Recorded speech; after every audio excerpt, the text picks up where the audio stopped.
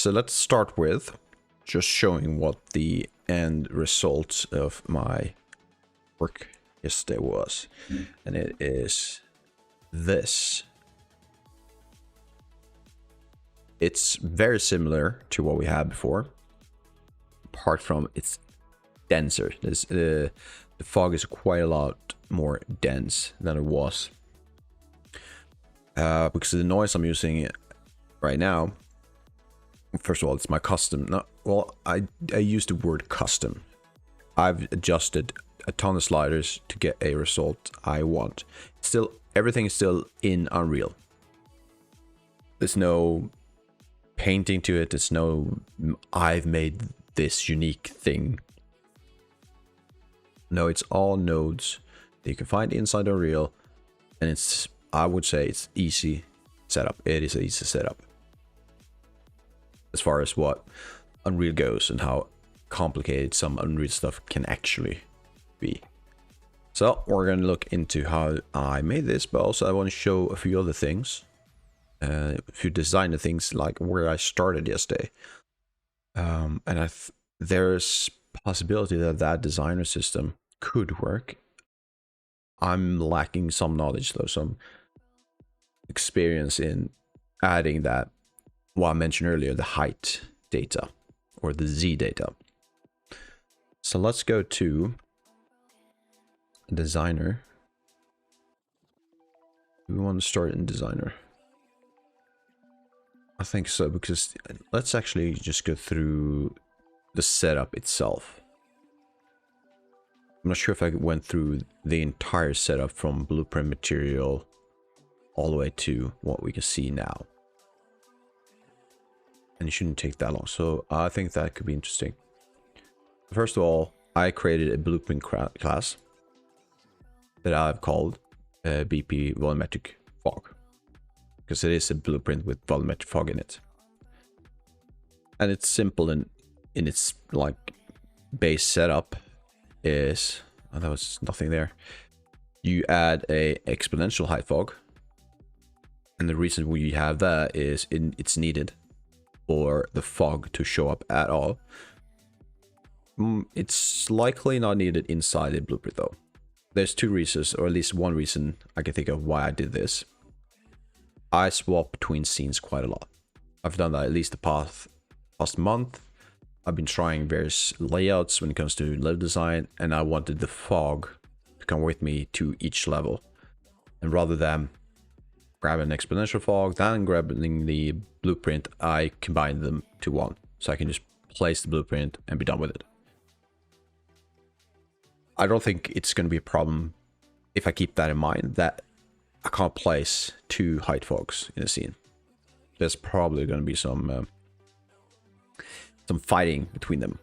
So you need one exponential height fog, and I might actually remove this because I feel I've reached a point where I don't have to swap between that many levels anymore.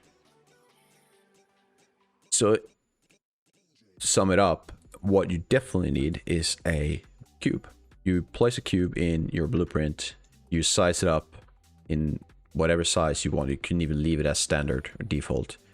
I just chose to add an 80-80-10 to my scale.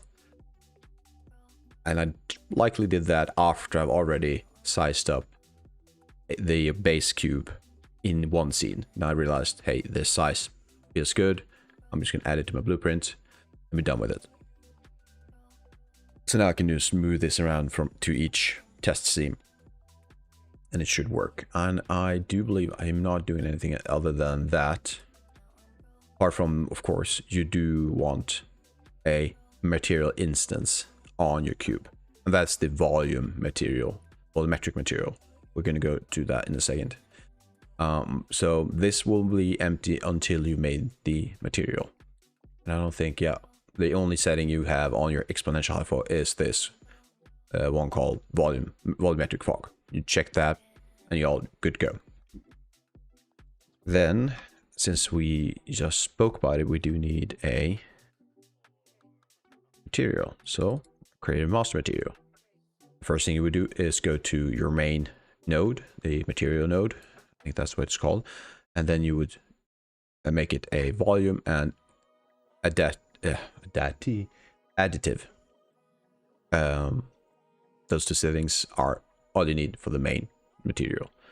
That will make a ton of settings unavailable to you, but that's okay, we don't need it. All we need is albedo and this one called extinction. And the material is based on the absolute warp position, which is grabbing pixel, the location, the coordinates of pixels in your scene. Do you believe that is the explanation? Commonly used, where are you? There you go. The warp position expression outputs the position of the current pixel in world space. To visualize, simply plug the, okay, it's grabbing coordinates, positions.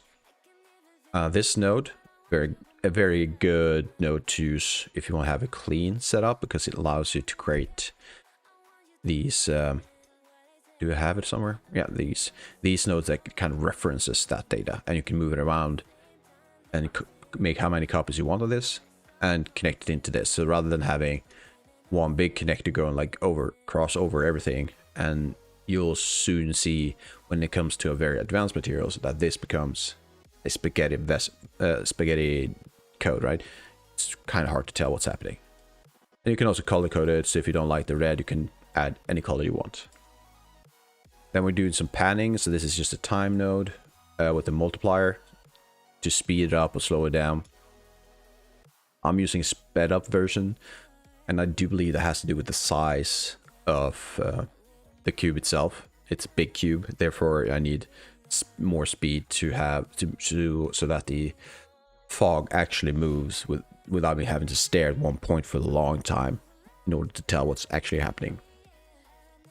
And it uses XY coordinates, and I'll show you in a bit why that is.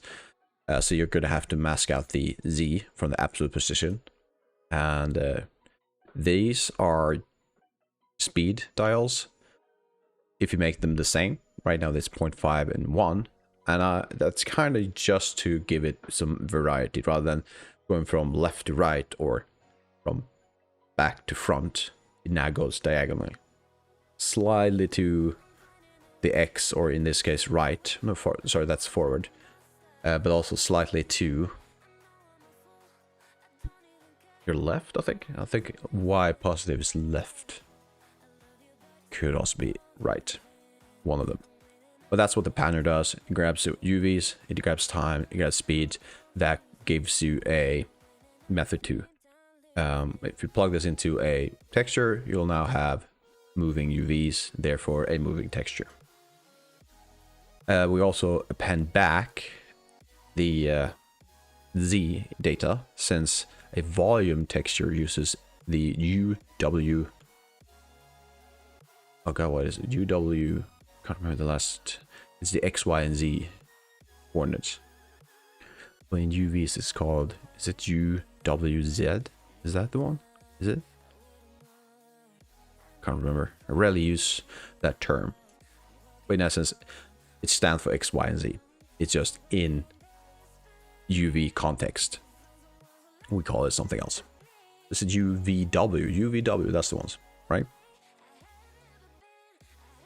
And you can see this one connects to this. Divide is to control the tiling size of the noise. And again, divide, often you need to use large numbers to divide your UVs with in order to get that, in this case, big details. If I lower this, I'm going to get smaller and smaller details. And these are the noise I made. I called it pseudo noise. It's a term I got from the article I mentioned. And it's a 256 pixel, and it's a second version. So I made two. This one really, I like the look of it. And these are just 3 different tiling data, because I have 3 different noise that I've added together.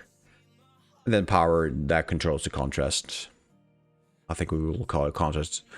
You can also think of it as how much of the blacks in the noise I want and how much of the whites I want. So a low number gives a lot more white data, a high number gives more black data or dark data, which one I want feels more comfortable with.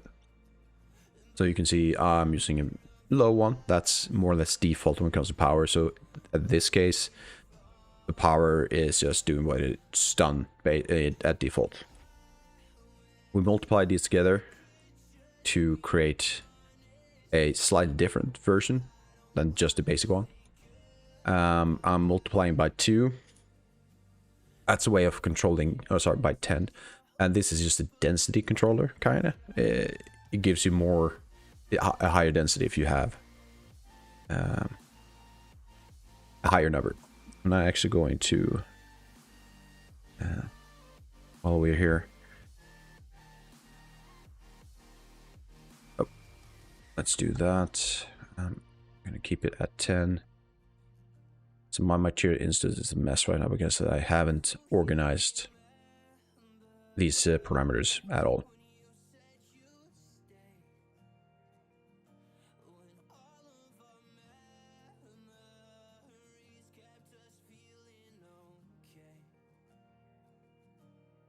Go. All right. And then you want the data to be within the 0 to 1 space. With this, it's likely within 0 to almost 10 or something along those lines. But now it's within 0 to 1. That is then multiplied together by these things. And now we're looking at more at the actual...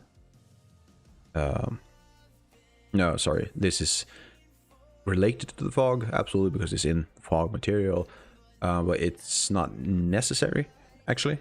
You can just plug whatever data you got here into this one, and you'll be fine.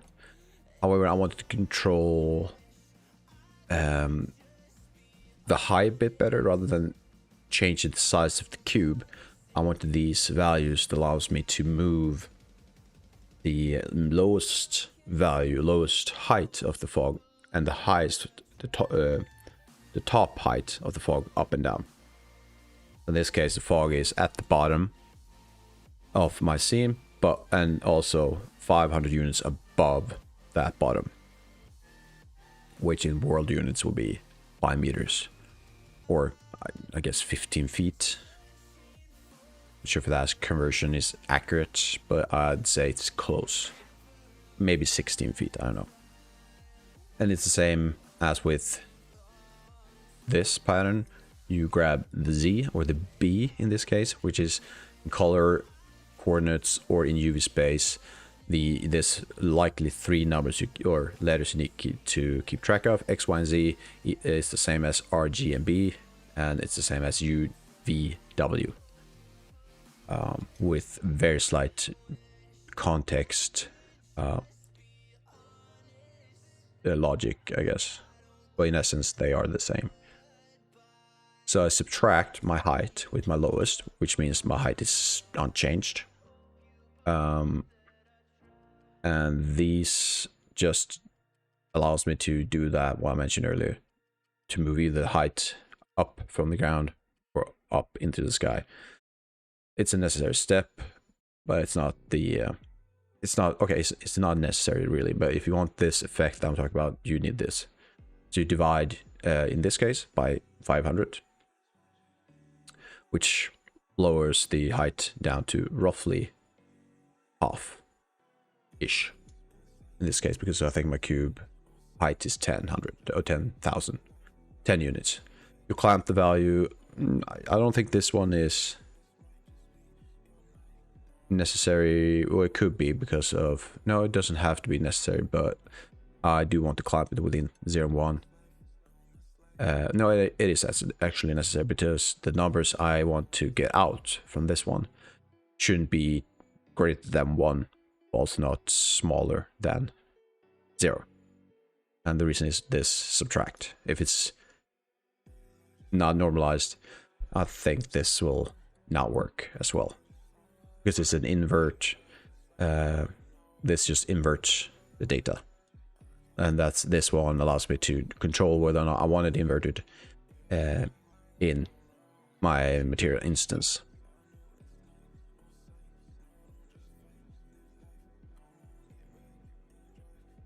Let's see.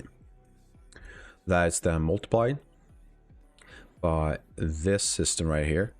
I'm trying to remember where I found this logic. It's been a few weeks now, so I can't really remember the exact location or source. So we'll go through it step by step. And similar to what we've always done before, like with these initial logics down here, you start with the absolute world position. From that, you subtract what I've called the fog clear center. Right now, it's the center of my level, the absolute zero origin, or whatever you want to call it. So it checks, hey, how far, what's the offset between the center of my world and that pixel bound by the absolute world position. You then calculate the length between these two. So this is just a vector. And this one gives you a vector. This one gives you a float, telling you, hey, from this XYZ coordinate that's left from this, you have a length of 500. I don't know, could be anything. It's to a specific pixel. You put this into a smooth step, which allows you to create a gradient mask or a sharp mask. It's all up to you depending on what the settings based on that length. So in this case, well, actually we do pump in all the lengths between the pixels. But I tell it, hey, I want you to look for the one that's at least 1200 units from the center. That's at least that long.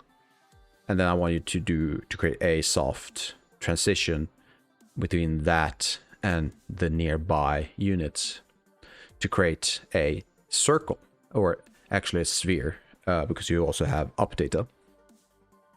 So it creates a dome or sphere around this position of white, and then gradually going over to a darker value. Actually, I think this is the other way around. Yes, I think it's the other way around. I think it should be, right? Because I think it's the other way around.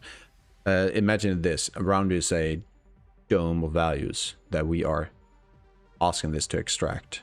And then from that dome, we go into another outer space where your dome isn't. That's a terrible description. But in essence, it creates a dome around you with these values. Then you invert that dome, multiply it by the height we talked about earlier, and then you multiply that, whatever value you get, with these. And the volume textures, they kind of get into that space you created. The dome starts cutting the fog that isn't excluded by this dome, and it starts cutting into it, giving it details. So rather than a thick blob, we can actually look through that. Let's pass this in. This is just all pure white fog, and might be easy to see if we, yeah, so you can see there's just fog. There's nothing for me to see other than fog. So that's why, well, actually what we could do is this. Let's see.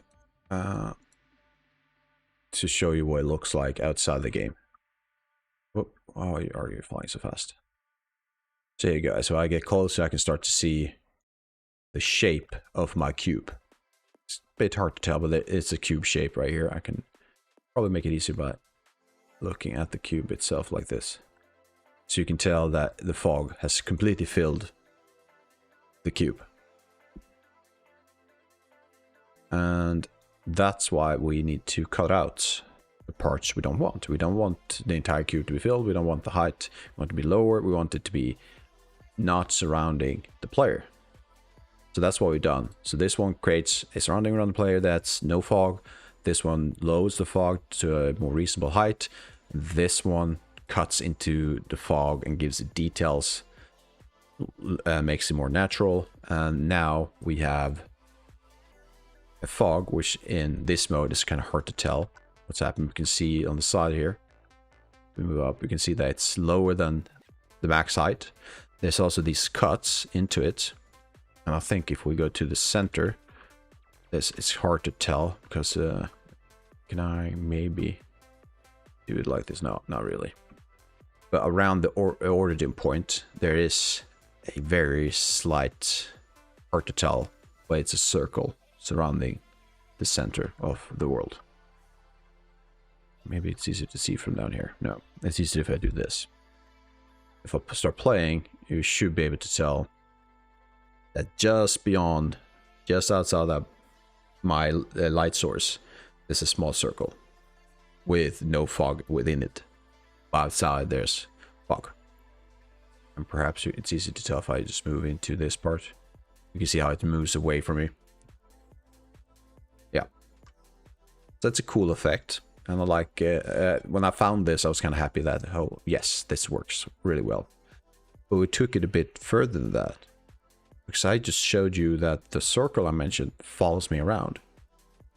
But why is it that it's doing that, since I told it to be, that its center should be at the center of the world? But the world isn't following me, so I had to do something else. And that's when you add some blueprints.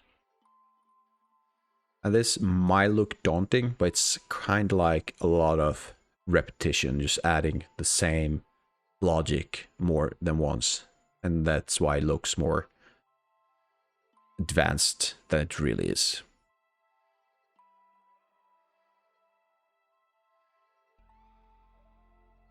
So we're going to go through this step by step, decently fast, since I'm not the biggest expert when it comes to blueprint, and also it could take a long time to go through it all in detail. So we're just going to move past it.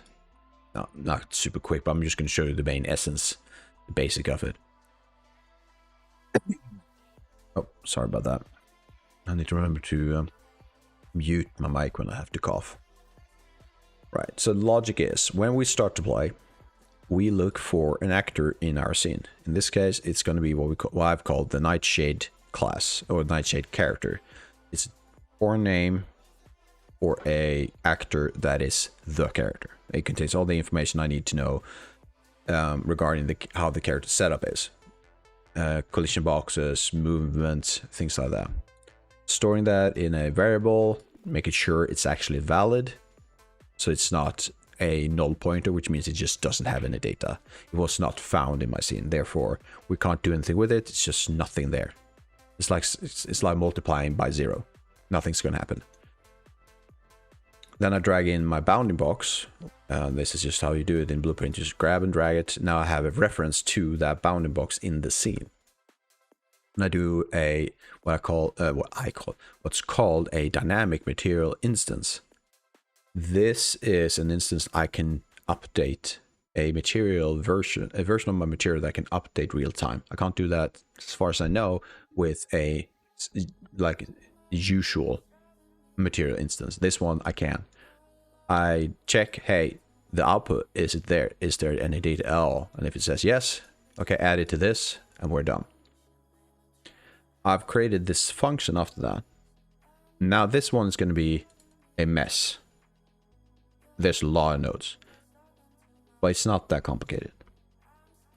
So the data comes in and checks, hey, this dynamic material that we created earlier, add it to a set scalar parameter value. With that, I can now look for a name, a variable inside my material. In this case, it's going to be the max height. Okay, so I put in the exact same name as I have in my material. You can see right here, it's the same name, so I just copy paste, add it here. Then I created a parameter, added it to the value input, and now I can control it through the blueprint. So I can go back to my scene, and in my blueprint, I also now have make this a bit bigger, down in height category, I have a fog max height variable, and I can change that. I'm not going to see it now if in the scene, because this is when the game starts. That's the thing I want to improve with this system at some point. Right now, I have to go through the material instance, look for a way, does this looks good? Yes or no? If it does, I'll have to go back to my parameters and just copy paste those values. So these are values that are the exact same as the material instance. It's a bit of back and forth. I'm sure there's a better way to do this. This is the way I've done it, and it's going to work for me because I'm not going to do this for hours and then I'm just going to do it for a few times, be happy, then move on.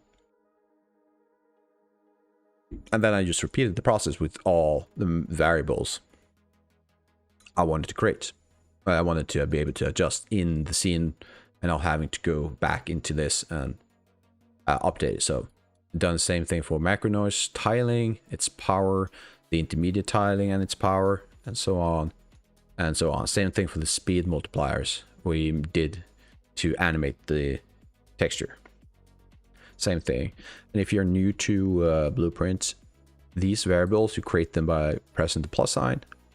You go into whatever's created down here, you name it, you give it the type you want. In this case, the green means it needs to be a float, so I created a float. And if you want it to be seen inside your editor, you need to click this closed eye. And if you do that, now it's an eye, an open eye, and now you can see it inside your editor. I don't need that. And a tip I found, and this might not be widely known even among people who are more intermediate or even higher. Don't know, I never asked. But if you add one of these straight lines, a vertical line, between two words, you now created a subcategory. If I leave it like this, I have one main category called fog, and that parameter, in this case, intermediate noise power, will be moved to that category. But if I add that vertical line and then a noise, in this case I added noise, I'll now have, inside fog, I'll now have a subcategory called noise, and in that subcategory I can find my variable. I like that. It gives more, it increases the way I can sort variables when they become a lot of them. I think you can do similar stuff in the material. So I think that if you go to a expose parameter, yes, I have that checked. That's also the little nice touch. You can add a filter on your settings, showing that you can always hide everything but the modified properties. So in this case, I only see the default value because that's the only thing I've changed. But now you can see all of them. And yeah, here you go, groups. If I wanted to, I could also name this, let's say, height, or let's just go with fog. It's not necessary in this case to name it fog. This is the fog material. What else could it be? But who knows? You might need it. Then you add the vertical line. Then you add height. You click it. Then you can also sort it by priority. If you want this particular value to be at the top of all the other values you have in this category, you add it to 0 because that's where we start. Or you add a 5 if you want to be the 6th in the value, or and so on. We can now click. We can go back. We can choose my material instance, and what I should see now is a category called fog, and inside that I have my max height. It's a nice way to sort things out for you. So let's go back to this. So once we've added all these scalar parameter stuff, we now have, let's see if I can go back to the right one. We now set up the begin play stuff. So when we start, all of these values will be set, and our fog should look the way we want. Once we've done that, though, now comes the more interesting part, and that was, like I mentioned, we wanted to check why is that clear radius following us, and this is the logic. We'll get back to the delta second in a bit. So first we find, down here, we find the character reference, We drag it in, and I think you have to. Let's see, how did I do that again?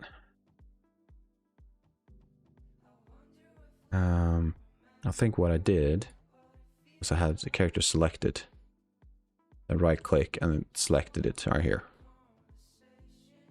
It's terrible, I can't remember how I did it. It is right here.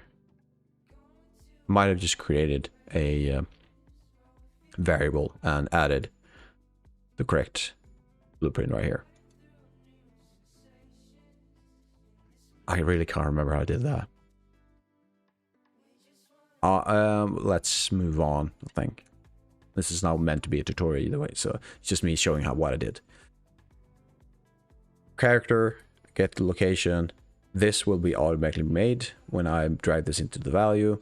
It's just a converter from, I believe, from a vertex, a vector to an RGB. Yeah. Converts the vector to linear color. I assume that's needed for this vector since we're working with material rather than coordinates. We're working with color data. And we're adding that to the fog clear sense. Now, this will mean that our circle follows the player. And this is unique to me. I have a light source and I have a Boolean that keeps track of whether or not it's activated or not. If it is activated, I do the same thing as before, but this time instead of a vector, I use a scalar and I control the radius and the softness of that, repelling the clear fog radius. And if it's not true, I do the default stuff. I added a minimum radius to it, which means it contracts and it becomes less, smaller. And same thing, but just smaller, big one, smaller one. And that's the logic. With that, you would have a detailed fog material, volumetric material, a blueprint that you can move around. So you would have a local if you want to, that doesn't affect any other places. And then you also have a radius around your player that's clear from the fog. And that's how I made this material right here, or this effect. So now I'm not using my light source, so you can see it's close, and now it's further away, and I have this orange color because that's what's the color of my light. All right.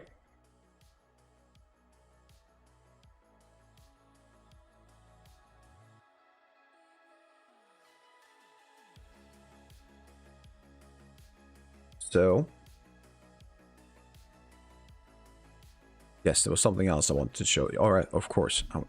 The main point of this was to show how I made that texture. I believe I actually got so into it I forgot. This is not difficult per se. It might be...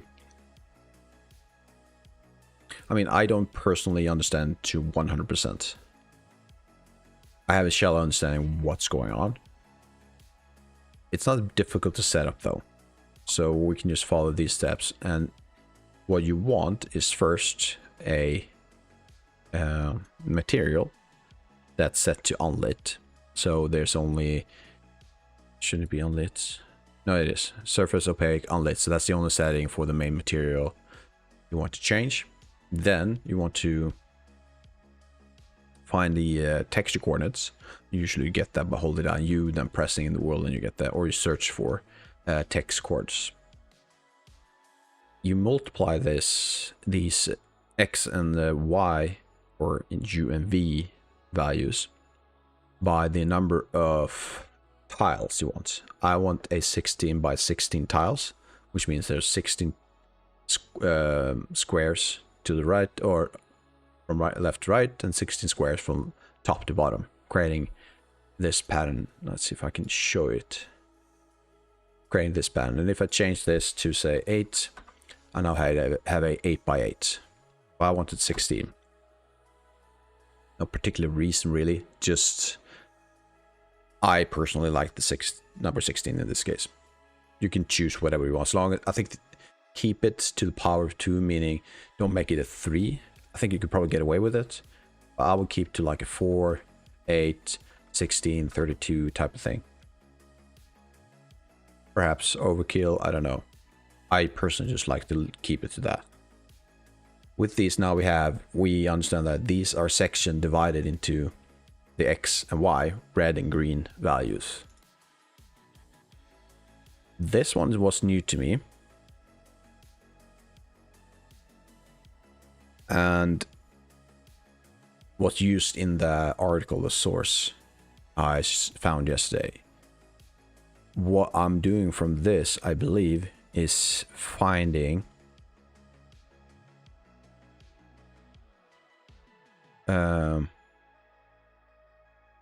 what does it say? For example, an 8x8 grid would return cells. Is it just doing the same thing, more or less? Because I'm getting this result. This is a height though, and that makes sense. I'm not sure why it's actually going that direction. Or do I? The index columns, number columns. Yes, that's more or less the same. I think the difference though is that it's giving me pure in values in each square. And what I mean is, if I look at this, so this is the X values from our previous node. You can see it has a gradient going from left to right in each column. And it would be the same, but from top to bottom for the yellow. This is not the result we want. So the way what we're looking for is the 3D position of each tile. Right now, this frac node gives us how we move the coordinates in the X and Y, so it has nothing to do with depth. All it has to do with left, right, up, and down. And in a volume texture, which is what we want to create, you need height. Otherwise, it's just going to be a flat plane. And therefore, it's not really volume anymore. It's just a regular texture. So this one creates a value. Oh, sorry, we could probably just do this. All right. Which is, it starts by going to index 1 or 0, which is the first square, and gives it a 0 value, absolute 0, which means it's at the bottom. The next one is slightly above that, and so on, all the way till we get to the last tile, which is a solid 1, top tile. So now we have height data that goes from 0 at the bottom up to 1.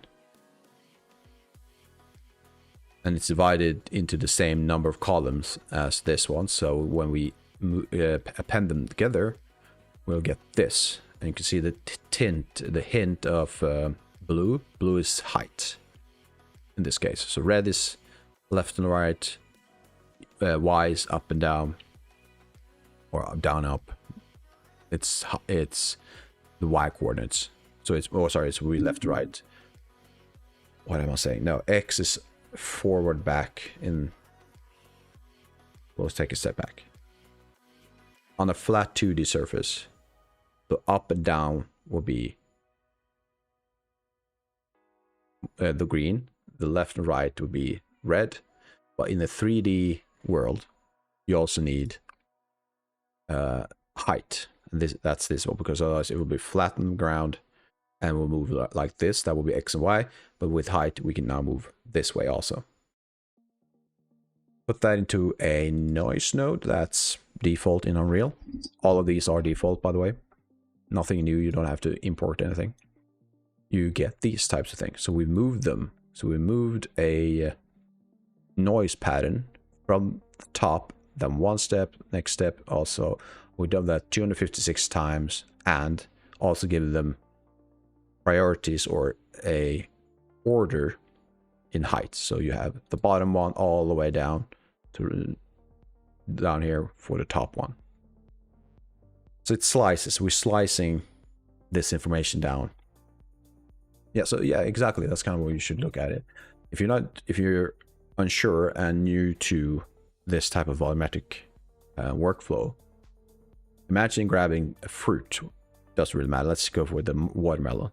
And you then divide it into 8 pieces from top to bottom. The first piece, which will be 0 in our case, will be at the top left corner.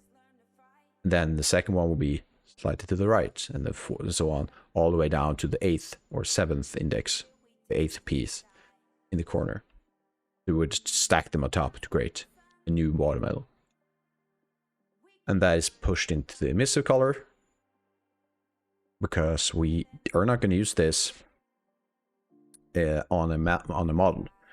We're going to use this as the information we want to project, or in the actual term, render to a texture. So once we have a material, we're going to create something called a render target. I believe I'm doing this in the right order. Actually, what we do need is a new blueprint and a render target. I believe I pushed these into the rendering folder. Actually, now I think about it, we could move you to the rendering folder too. So have them all same position. So we have a material, we create a blueprint, just a simple blueprint actor, one that you can place in the scene, which is an actor, so you need that. Doesn't really matter much else more than that. We'll get into some coding or scripting in a second. Once you've done that though, you need to search for render target, and you need to create a render target. Name it whatever you want. I've named it RT pseudo noise, similar to the other ones. The blueprint I named draw to render target. It will be more obvious why, because that's the name of the node I'm using.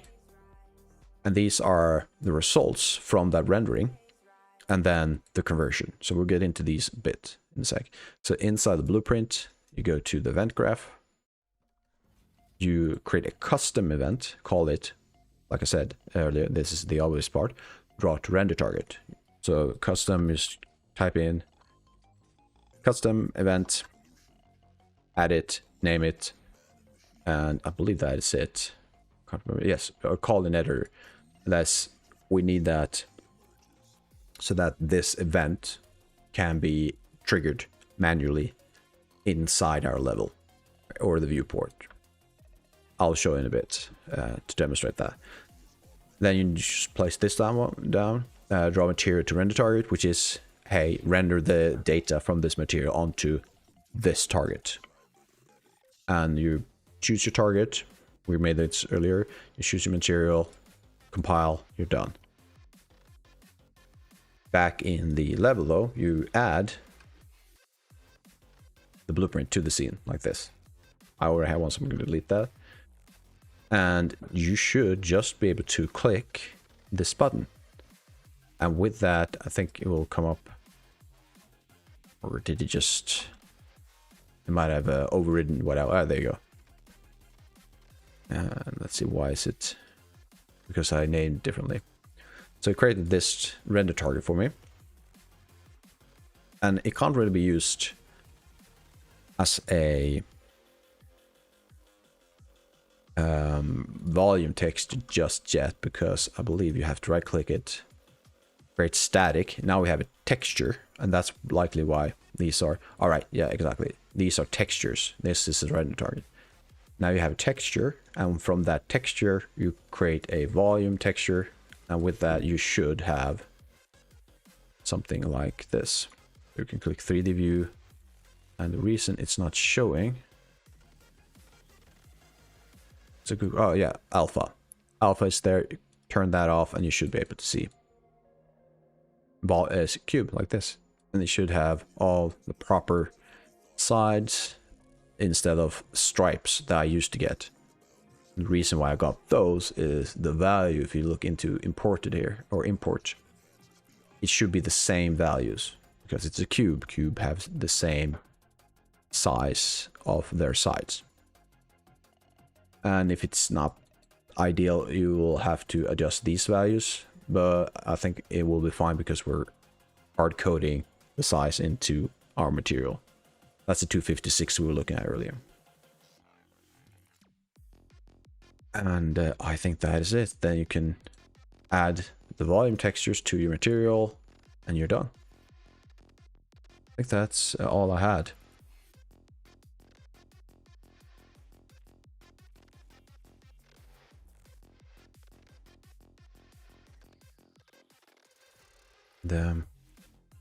Yeah. Let's do some saving to these.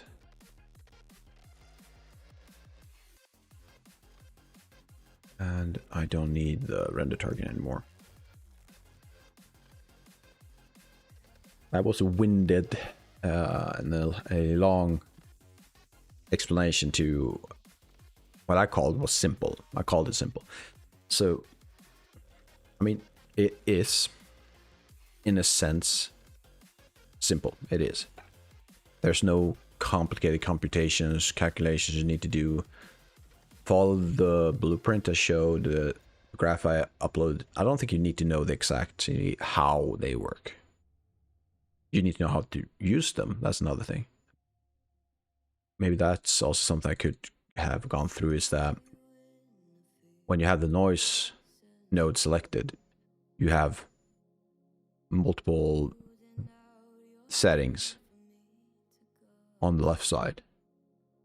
So you can change the type of function that calculates what type of the look of your noise. You can adjust scale, vary qualities, level, output, min, max, and so on. And you can, these will change a bit depending on what you choose to use for function as a function. But in essence, it's all about just move these around, try them out, see what you look like, what looks great. Keep tiling on though. I think that could help avoid sharp cuts. Actually, we can just have a look. Might not be a problem. No, it's going to be a problem, I think. Yeah, you want this a seamless transition, I assume, because if you do it this way, it might have very hard cuts, as you can tell. If you're working with a volume texture or volumetric fog. You could probably use these for other things too, but yeah, so if you want the volumetric fog to look great, I assume, I haven't tried it out myself, but I assume you need to keep tiling checked. Other than that, you could probably just play around as much as you want, and if you find something, hey, this looks interesting, try it out. Let's do that. I don't need to apply you. And my lantern's almost halfway empty. It's been a while since I checked what happens back then, if it goes empty. I think it actually right now, there's no logic that turns the lights off. Probably check that.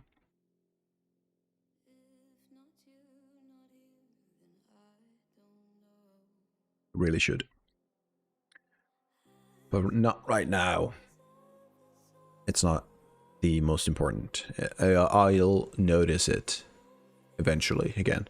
I think I have it written down somewhere in my big backlog.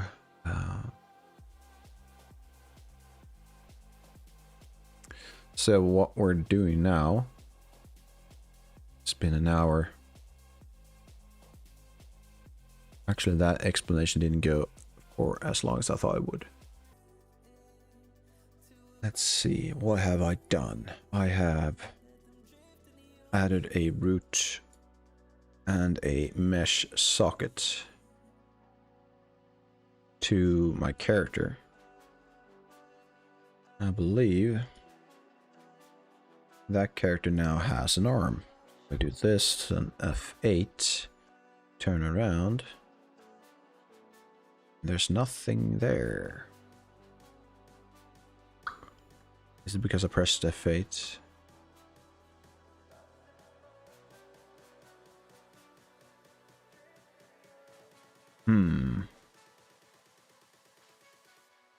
No, did I? I did something else yesterday, didn't I? So I might have actually deleted it. Nope, it's right there. It's still there. No. It is gone.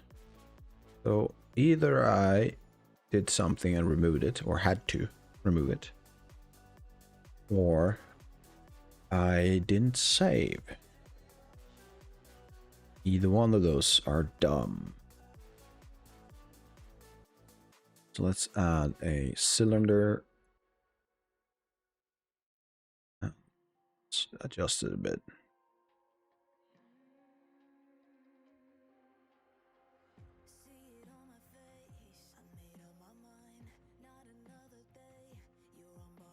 Let's go to the slide view. So I assume size of our character is going to be roughly not really that important. So the center I want to rotate. So I'm going to rotate this C component rather than the arm itself. And I'm doing this, and it's probably going to be temporary. The pivot of my mesh is at the center, right? So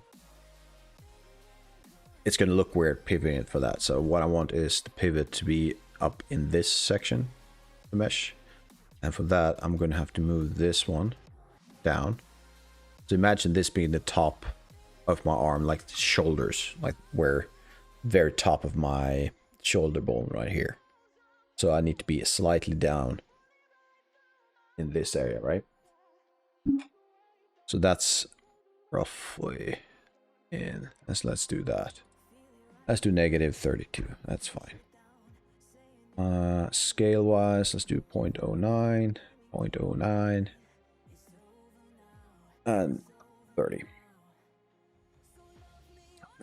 35. Okay. So this is my pivot now. If you look at the component, it's right here. So if I decide to rotate, my arm now pivots around that point. So that's what I want, I hope. So let's compile that.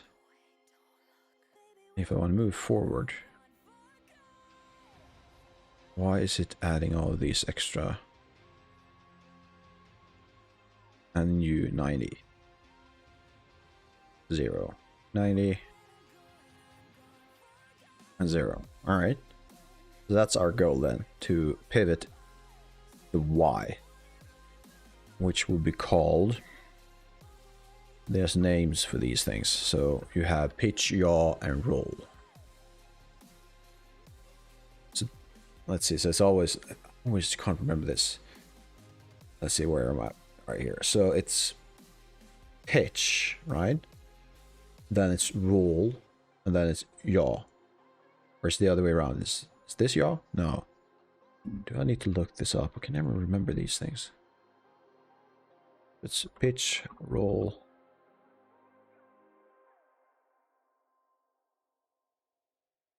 It's roll, yaw. It's the same issue.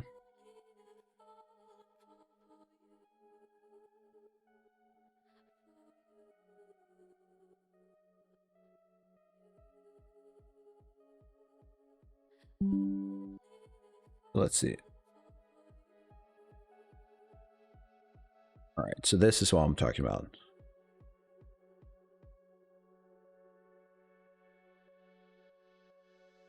All right. Okay.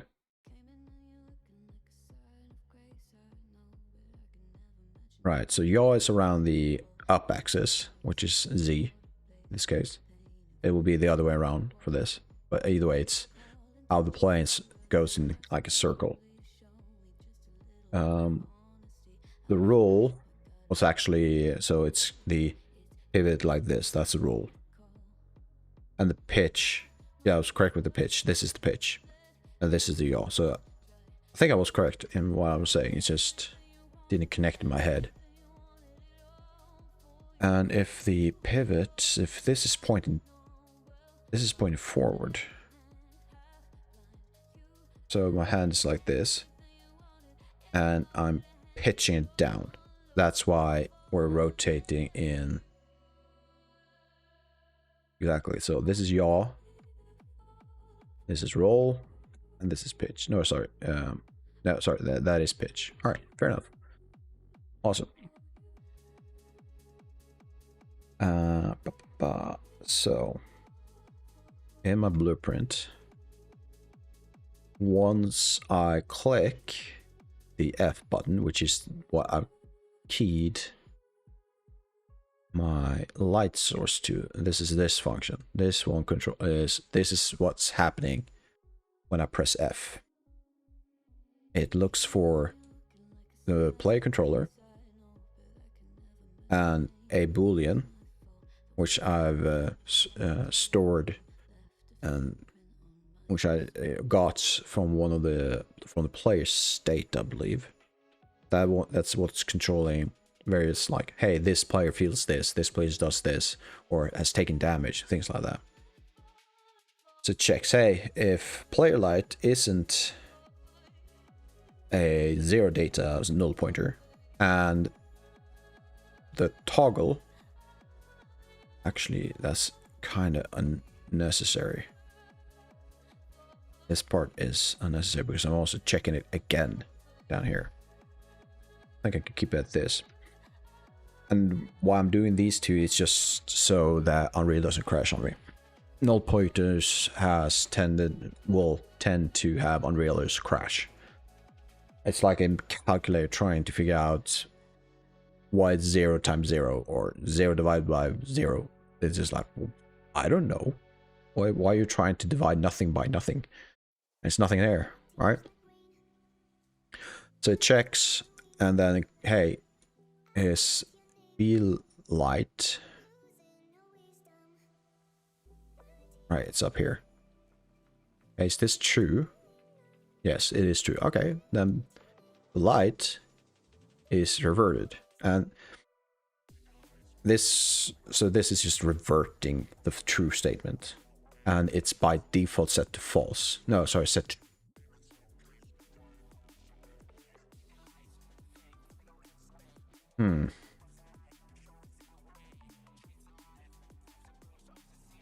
I might have made this a bit complicated because I have the light as true from the very beginning.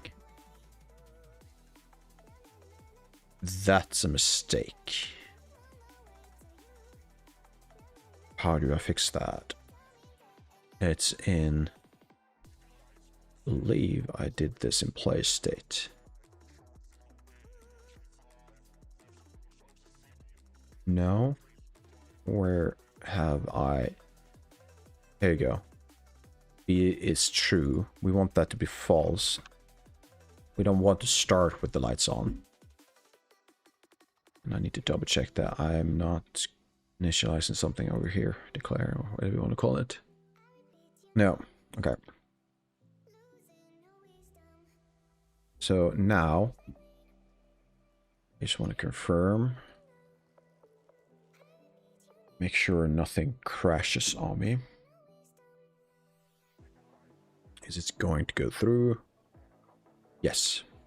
So when I start, I should be surrounded by lights. What?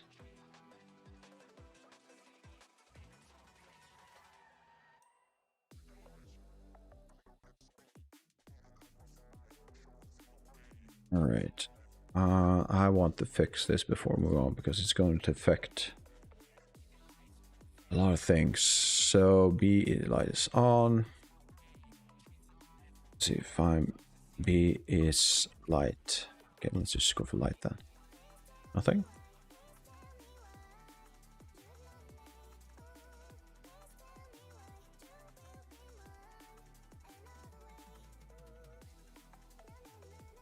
Am I doing some kind of begin play?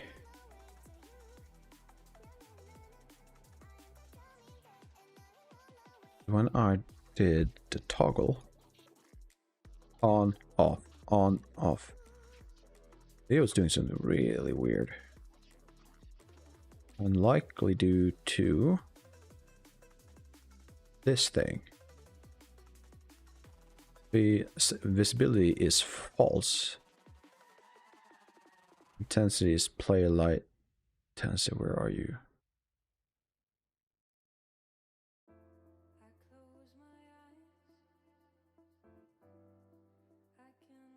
You are down here, and you set intensity to 1.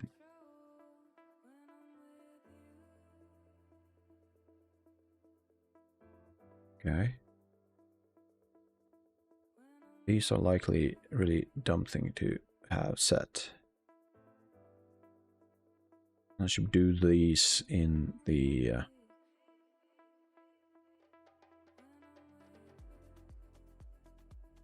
yeah. Let's do this. Clean that up. I'd rather do those. I mean, the reason why I did them like in code earlier, because as someone who just got into it, I felt like, hey, I need to try these things. Oh, they look cool. Let's do everything in code. But no, I'm gonna do this instead. And now there's likely gonna be some issues.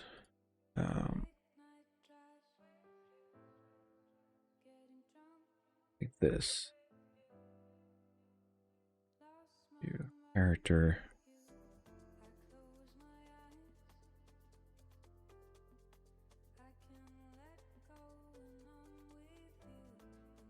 Okay. Let's go nightshade, point lights. Let's do 1.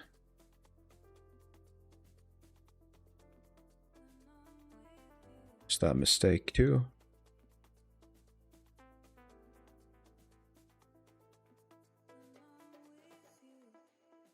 That seems more reasonable.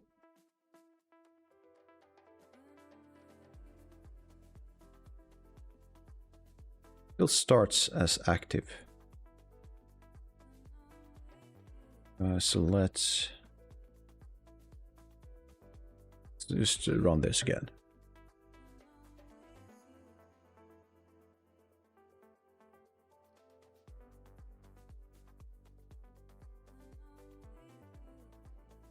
B light is on. Actually, should we do this?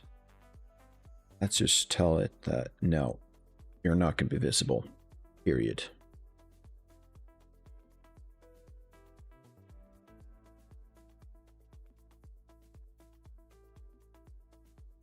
Okay. No, that's not what I wanted.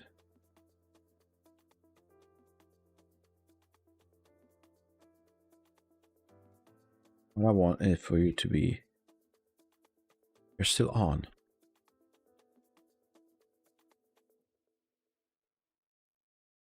Care about this colors right now. I want to know... Hey, Denning, what's up? We're going crazy because I can't understand why a certain thing is happening, and I'm doing something. So I'm kind of paying the price for past me doing something that now the present me has to fix. Fun.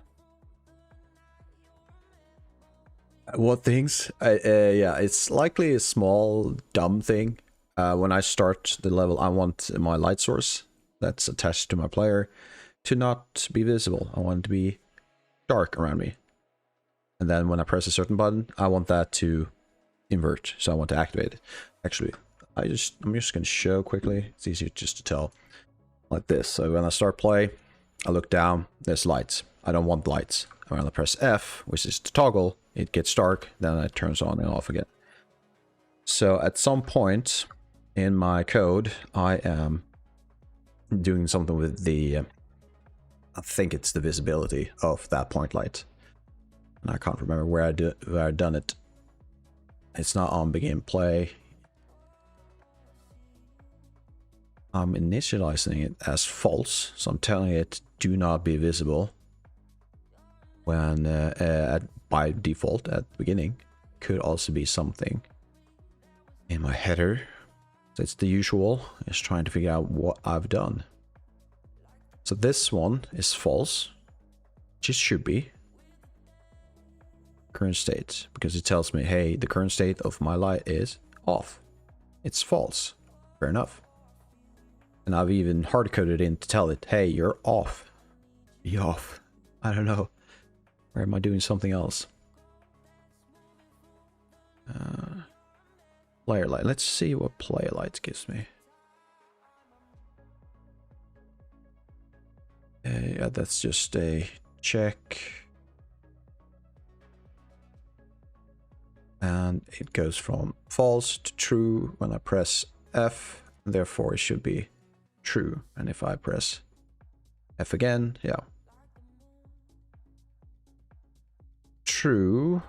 I'm gonna say initially I think that's a no, but you never know. It's me we're talking about. But I have nothing in my blueprint, so unfortunately, although a good clue, that's nothing.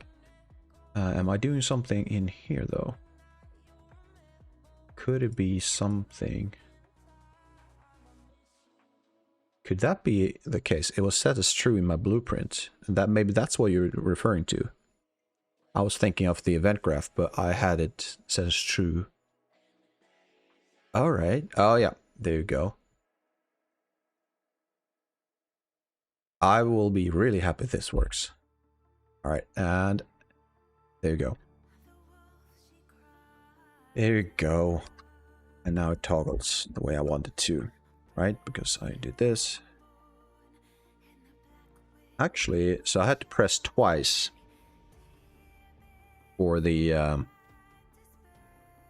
initial light source to work. So if I do this, now I'm inside level or game, and I press F, it doesn't show. Okay, so we're one step closer. That's annoying. Why is it doing that? Why is it doing that?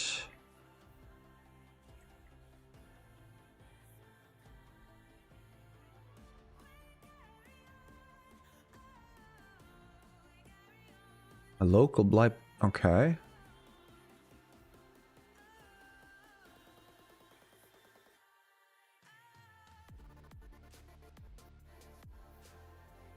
All right, let's dig into that. So, sure, my local B-light. Do I have a local one? I thought all of them were exposed, so to say. Okay. Might not even be using it.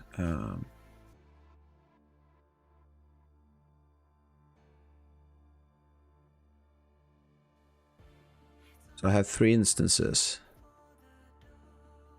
So this one, when it enters this, it's set to false. So at this stage, it should be false.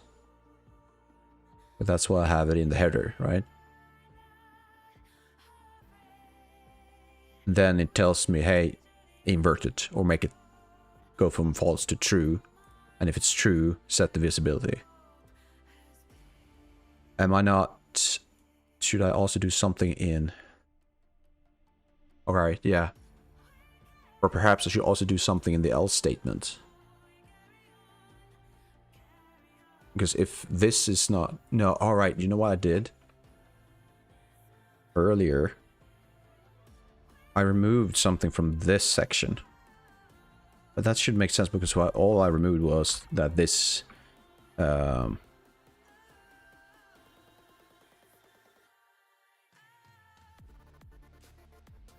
Is that what I did? I can't remember. Either that or I had B is true. B light is on is true. So pressing this will give me a value. Okay, so was this the local one you referred to earlier?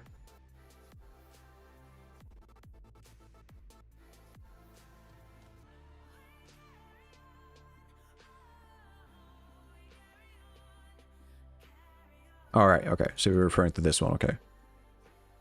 For a simple toggle button, you don't even need an input parameter.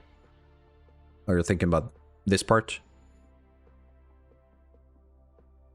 As far as I understood that this is kind of the part of the enhanced input system in Unreal. So the this value is toggling as I press the keyed button, which is F in this case. So I'm getting a Boolean value from that.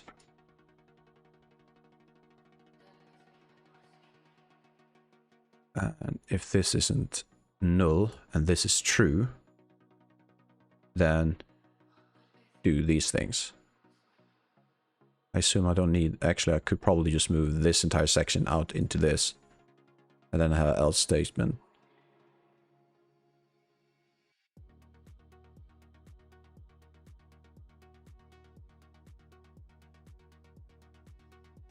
Yeah, this is unnecessary, I think.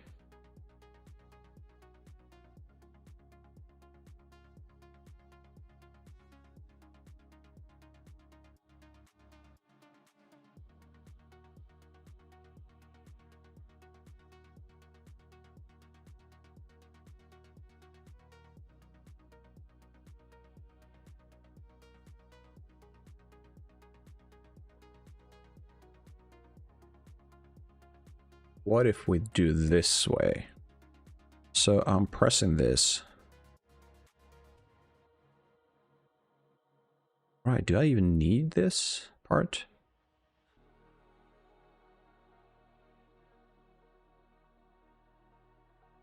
Right, this one is already being set to true. I assume it starts as false. Am I really messing this up right now? I feel like I am. If this is true, let's actually check what the let's see. Show debug. Enhanced input. So it starts as, where are you?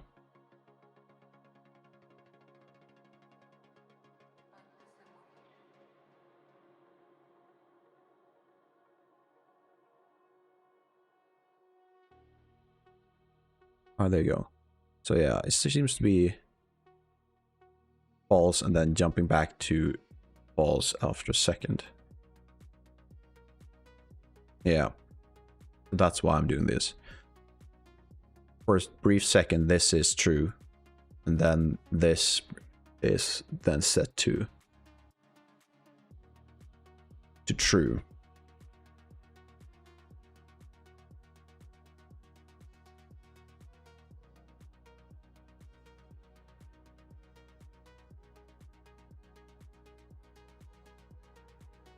Mm-hmm.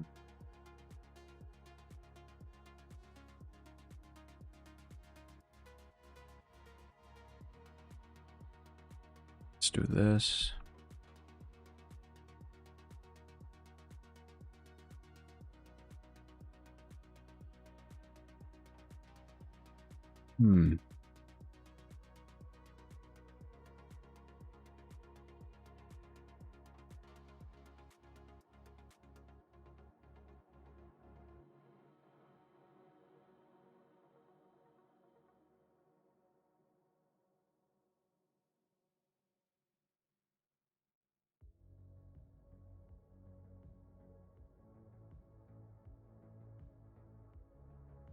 So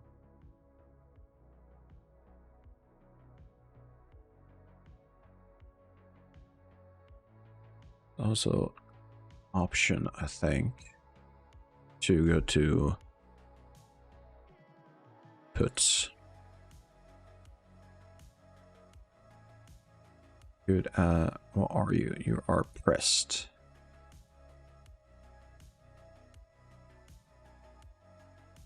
There are other options.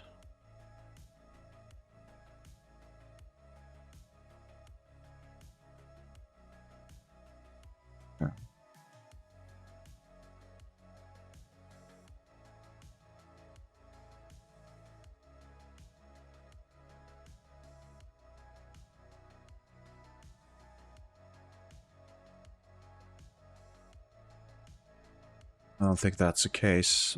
It's not what I want. I just feel like the logic is there. Kind of staring me in the face right now.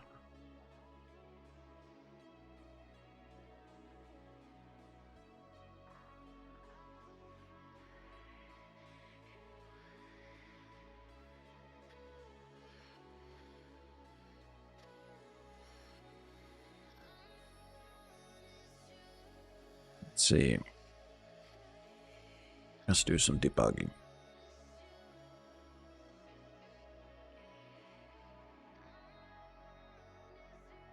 Fog.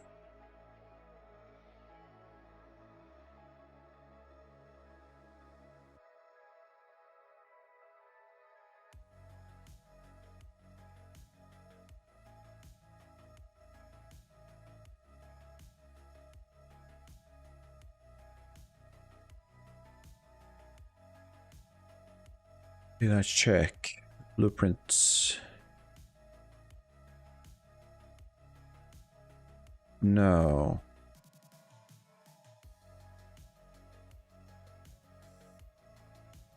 Where did I find that? Is it even available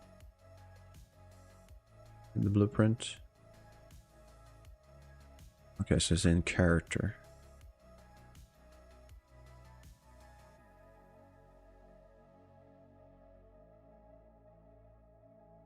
A lot of stuff. Should name that to a different category. All the way.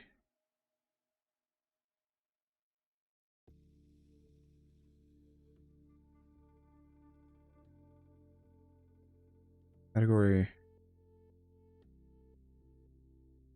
It's only blueprint read writes. I can't see it in the. And there's no logic effect notes. So is there something else?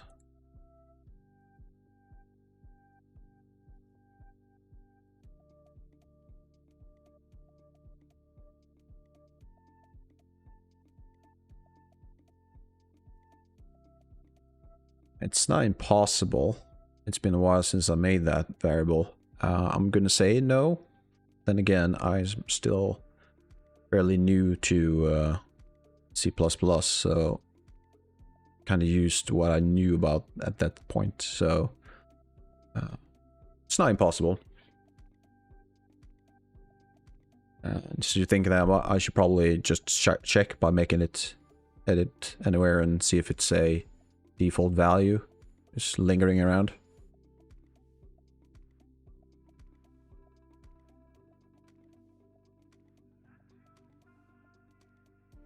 That's new, so it's not that. It is attached to this.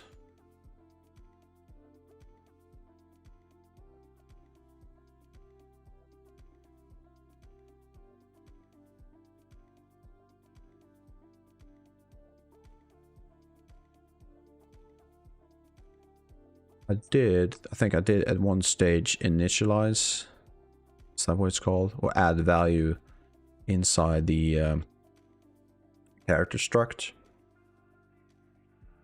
And then I realized that it just took up a lot of space, so I moved it back to the header. Perhaps at some point that could have messed things up.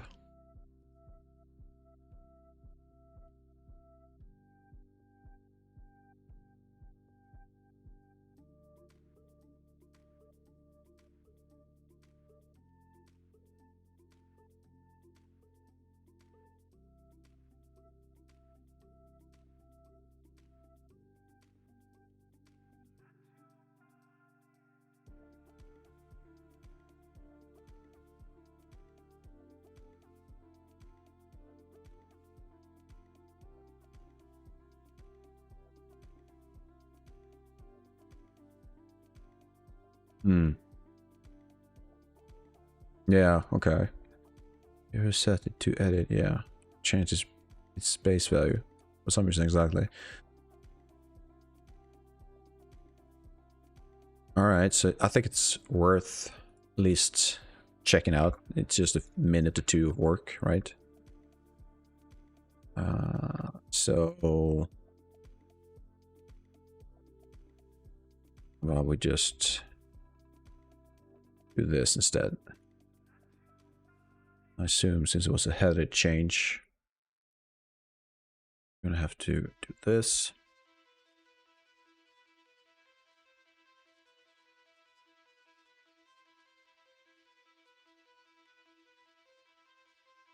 So that's one of the things I'm trying to, like, one of the practices I need to get into.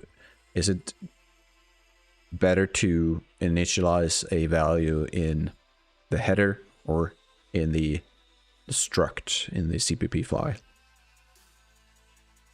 Like what I'm doing right now is that I added a value in the header. Maybe that's a better practice than what I did initially, was to add the value inside here. Because if this is just going to be repeating itself, patterns where, oh, it's a hidden value, you need to do all of these things, and probably not the best way to start.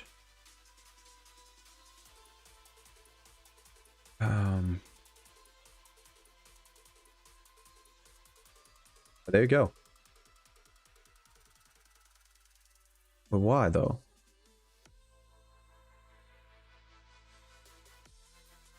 I mean, it would make sense if this is the case. Wait, what? What was that? Why all of a sudden do you have an unresolved? Oh, right, yes, of course, of course. Yeah, it just hit me, but I just saw your comment too. This needs to be... It makes a ton of sense. Here's another question for you then. I'm doing this inside the header. Should I always turn like close on real, or can I just use the live code stuff? Yeah, no, it seems like that was the case. It said true, and if it's true by default on start, then of course that when I press F, it's just gonna flip it, and if it flips back to false, it's just gonna show. Yeah, but that makes sense. So, yep. All right, awesome. That seems to be the case. It has worked for me every now and then, but it seems unreliable when it comes to at least the headed change. CPP changes seems to be more reliable. Yeah. I assume also that this is standard coding practices, like, oh, close the editor, launch the editor, close it again, launch it again, and you just keep repeating that process. Where are you? There we go, and you are no longer complaining. Awesome.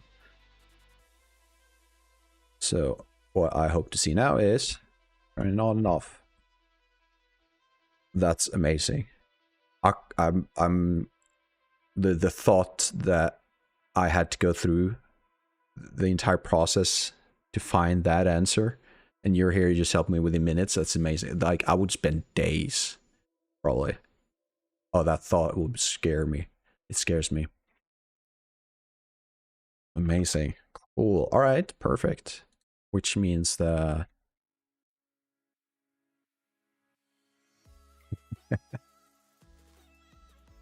So I take it that you have a fair bit of experience programming. Probably gone through similar situations that I'm going through right now. So let's see. Pretty much, yeah. It's fun though. I used to be one of those who like couldn't get into programming at all. It just didn't click for me. And at some point, I can't really remember when or what I was doing. I was probably working in Houdini. Houdini was kind of the way into programming for me. It just started to click, started to realize, oh, that's how it works. Okay. And then all of a sudden, smallest things you start to click, and I'm not saying I'm anyway good at it. Oh, god damn it.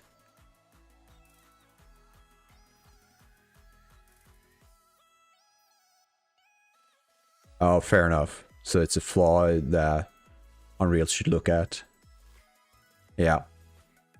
It doesn't make sense, does it?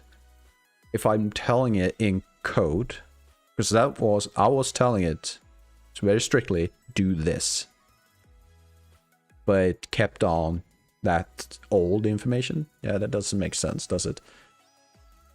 Because that would mean that each time I do like an edit, like this, adding this, and do anything to that variable, and remove this edit anywhere, I need to check that there's no lingering values in the blueprint. That would suck. Good to know, but suck. Yeah. So let's see. So now that this works, awesome. And do I actually... I'm doing a lot of, like, checks. As far as I can tell, that's a good thing, but...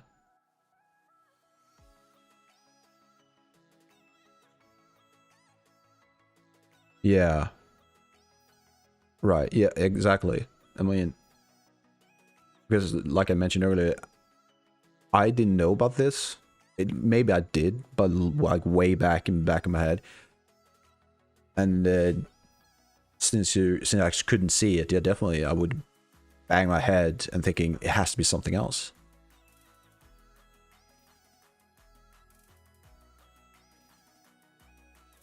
Okay. Oh, so blueprint actually... oh, I didn't know that. I guess that makes sense though. Otherwise, how wouldn't the blueprint be kind of like not work if it didn't do that? Okay. Does that mean... no, I'm just calling it. I'm not doing anything to the value. I'm thinking but that's also in a different blueprint, so I guess that's not a problem. This case where I was actually using the boolean inside a different blueprint. Since it was different, it's just calling, just grabbing the value from this class, so shouldn't be a problem.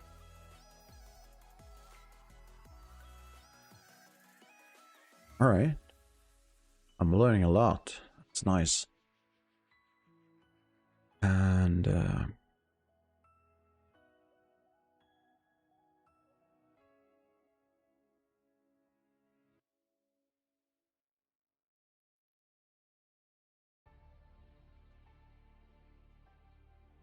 right, so what's this? If you initialize the value in your header and they decide to change the value, you will have a slightly longer compile time.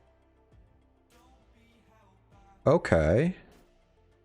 So I take it then it's then better for me to add values to variables in the constructor rather than in the header.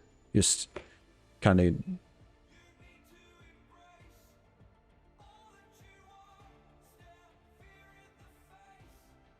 if you change something in your base character header file, you have to recompile 80 modules. All right.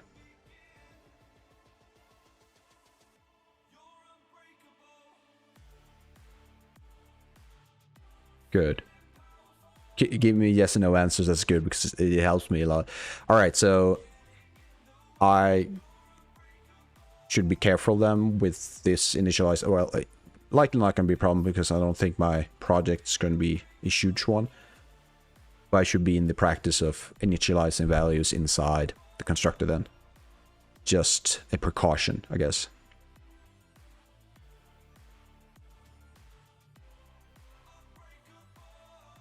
Okay.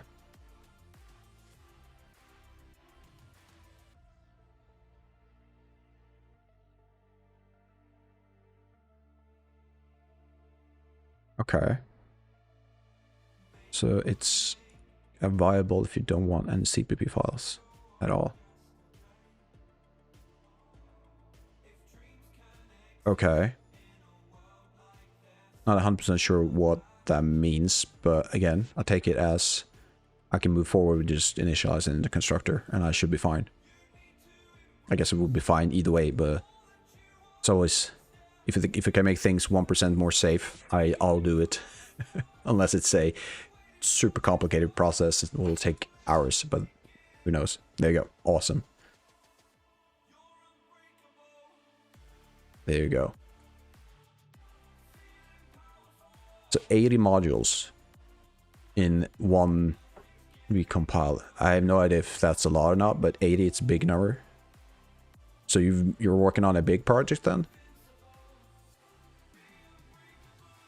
Or are you at work right now and you're just enjoying some back white noise type of thing? Let's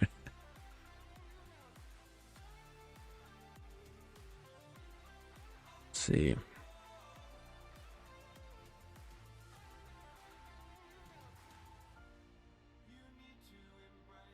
Alright, so I want the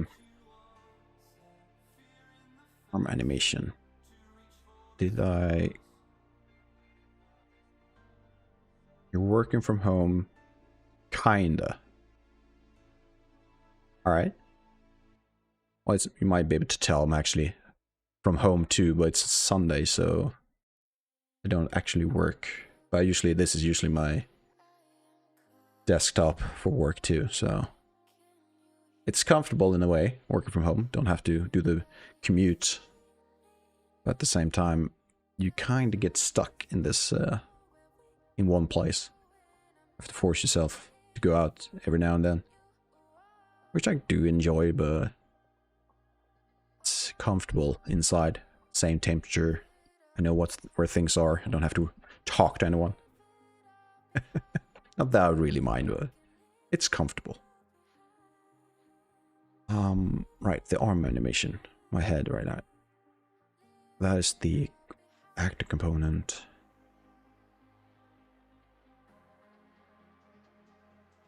Which does nothing right now, that's why.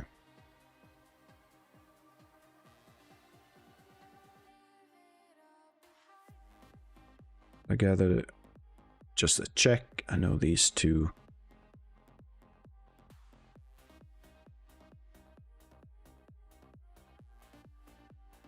I guess what we could do is this.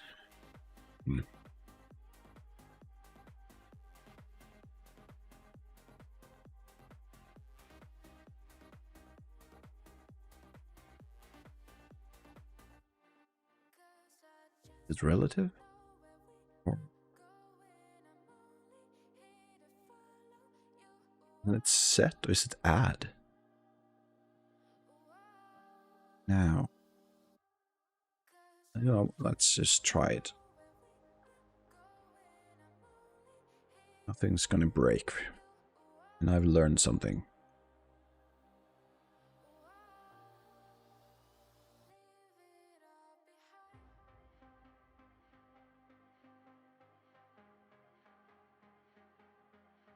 Okay. Yep.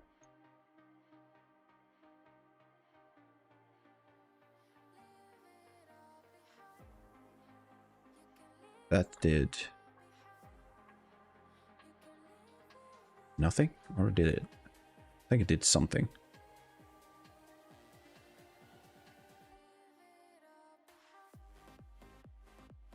Let's see. Well, it did something, not what I wanted though.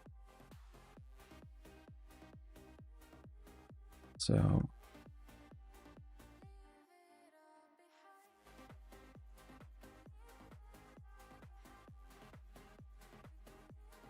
let's try this instead.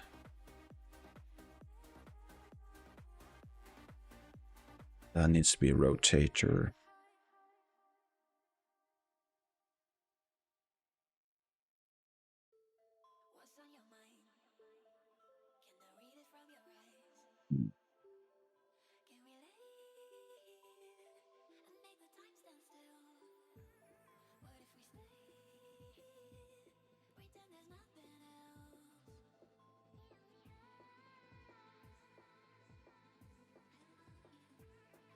do that.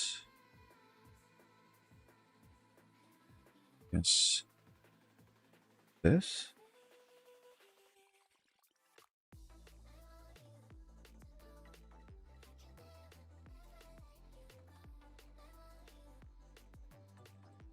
Is that how it works?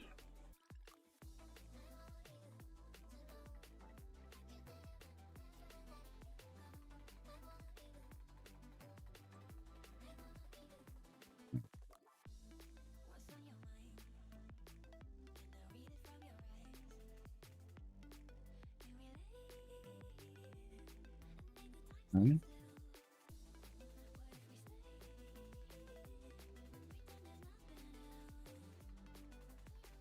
So it's moving somehow. Hmm.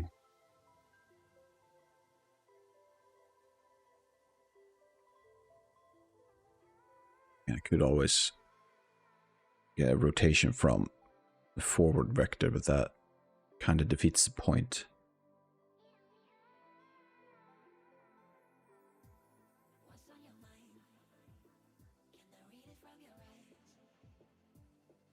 I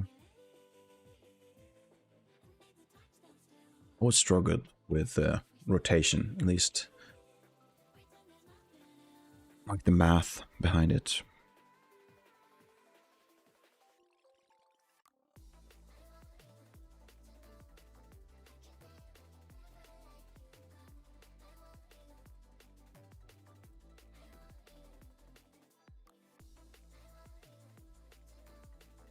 So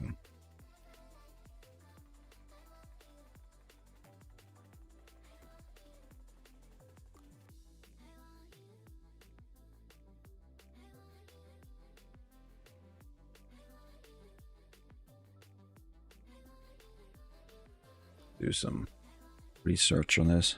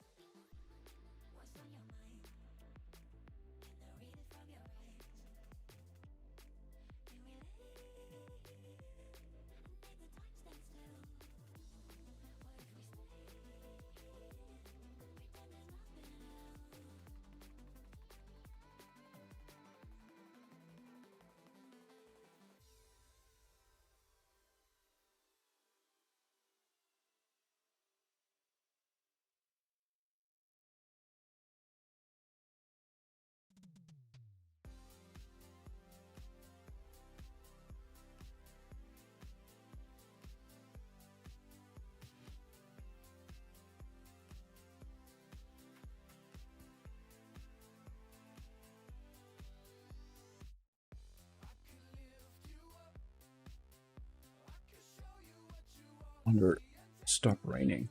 Raining quite a bit earlier. No, still looks like it's bad weather. We'll live with it. See what happens.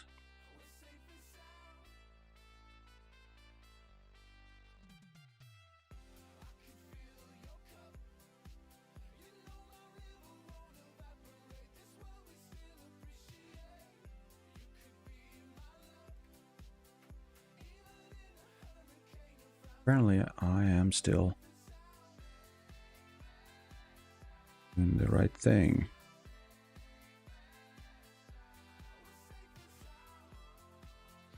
Where am I?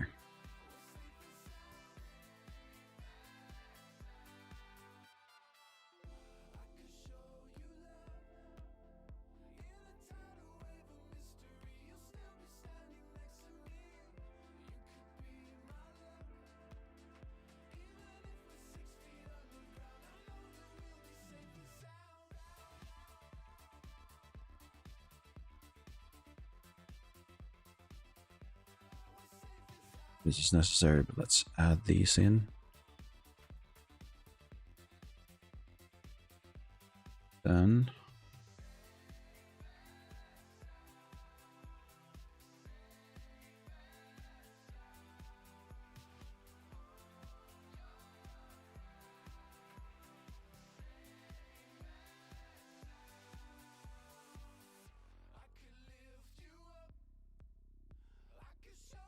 nothing.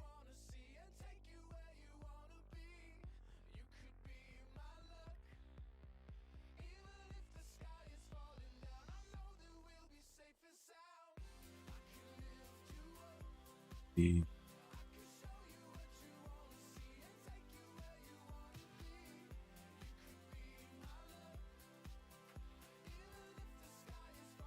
see.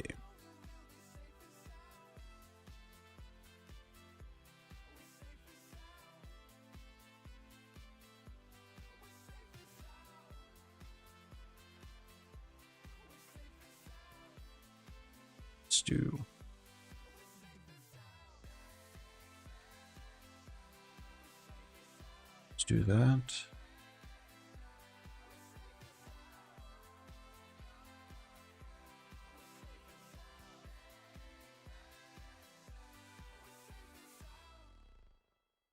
Just tell me it's doing something.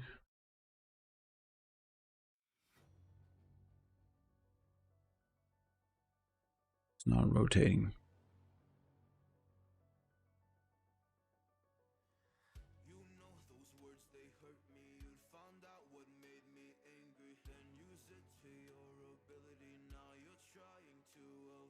Why is that? Likely due to this part.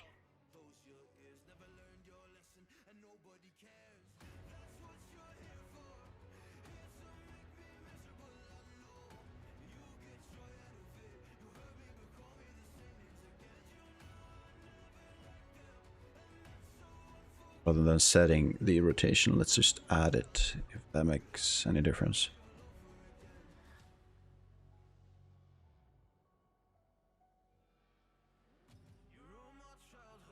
Something seems to have happened.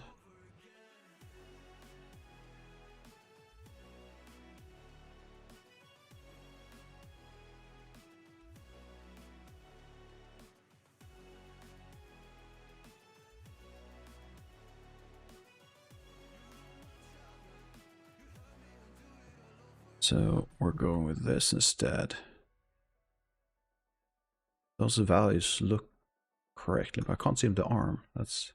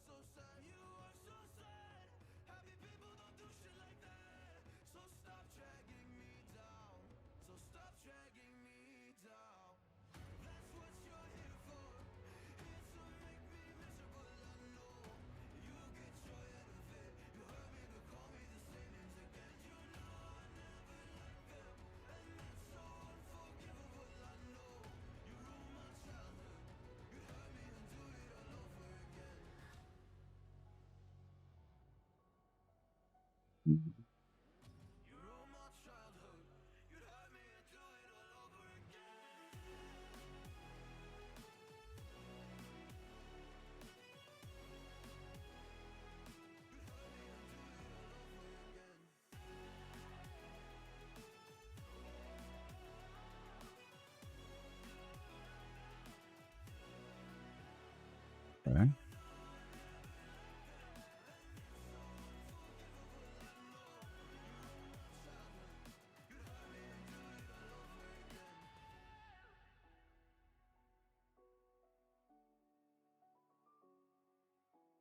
sure why it's giving me those instructions.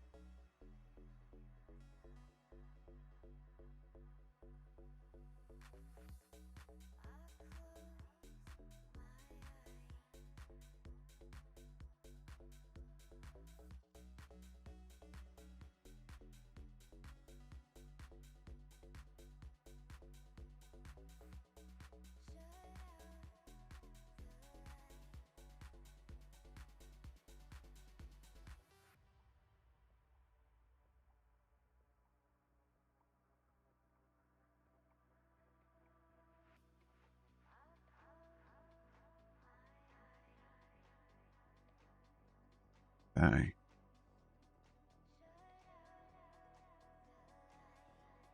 We try that instead. For a relative set of arm root.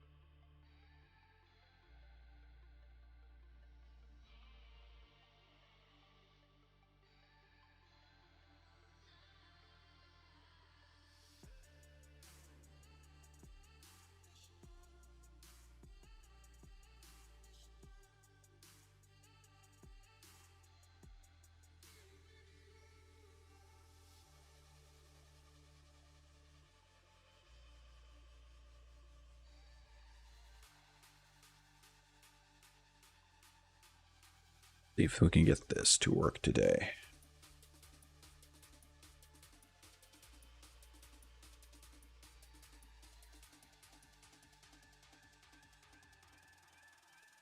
It's adding something to it.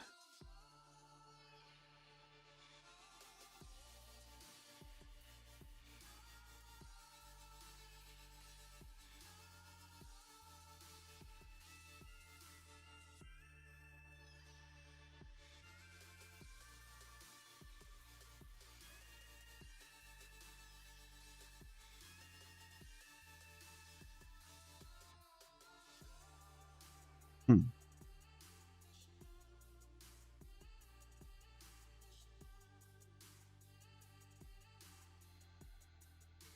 Yo, sup, Serial?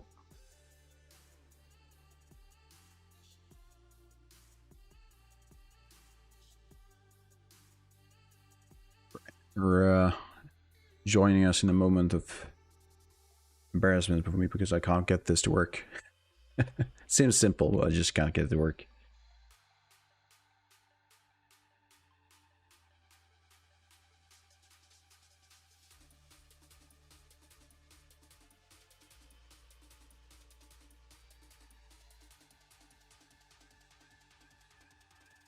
It's simple enough. I might be... Alright, that seems quite a lot more complicated than what I'm trying to do. I just want this mesh to rotate. That's all I want to do. But it's not working.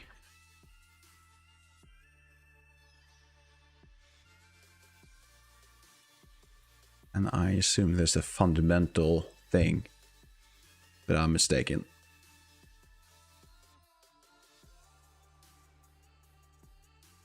Right, so basically I'm working on this is an experimenting thing. Like I want to try to rotate this small mesh around this pivot, which is a scene component. In the end, I wanted to do, let's say, this. That's all I want. So the idea is that this will later be a more defined mesh that holds a lantern in front of the player or a light source of any kind. Right now, I just wanted to rotate to this point. That's all I want. On begin play, set yourself to this point. It does something. It happens to make small changes, but not the one I'm expecting. And the code It's just this gameplay. Grab this value and add this value and rotate. But I'm starting to think that my idea of using an actor component to do that rotation is fundamentally flawed. There might very likely be something I'm missing, or just don't know about or forgot one of those points.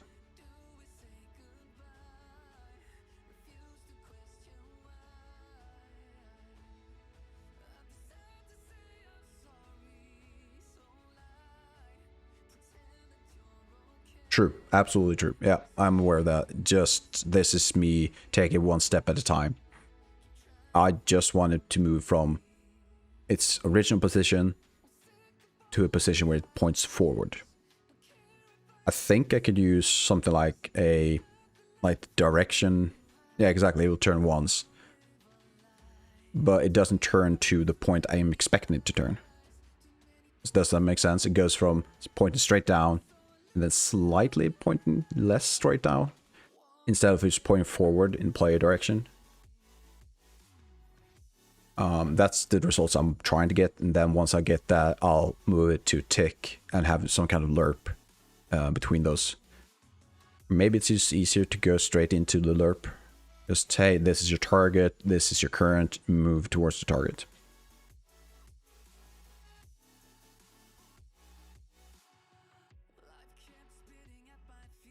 I guess what I should also do is probably just can tell in the constructor to initialize at this.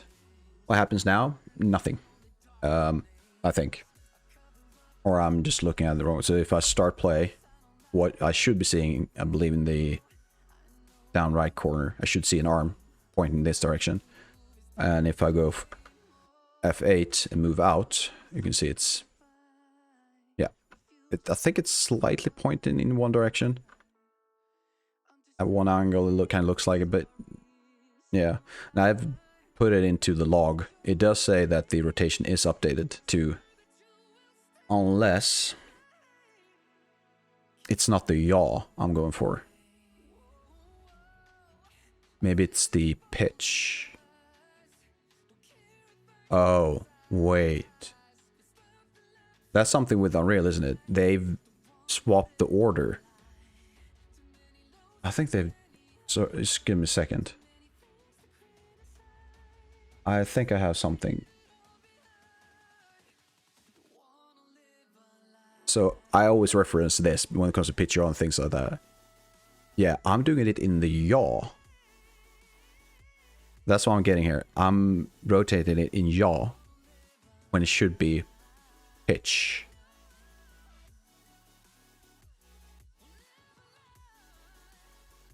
Right? They've swapped around the order, right? Because yaw in Unreal, shouldn't that be the Z axis, which is the third, but now it's roll? Or is that just me?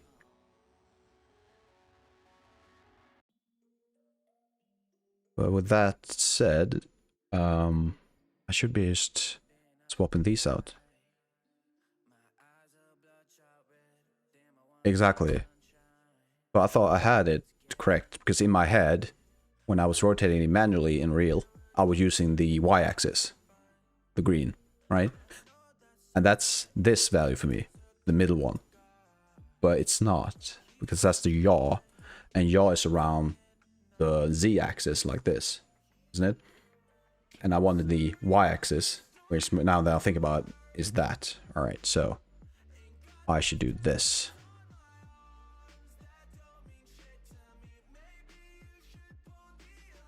I've done a lot of these beginning mistakes today. I think Danik can confirm that I've just made one small mistake after the other. Well, and again. Oh, there you go. Now it's pointing roughly in the direction I want. But it does look like it's showing. And why is that?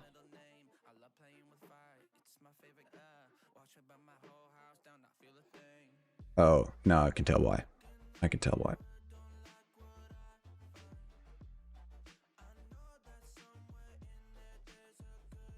It's way too low. So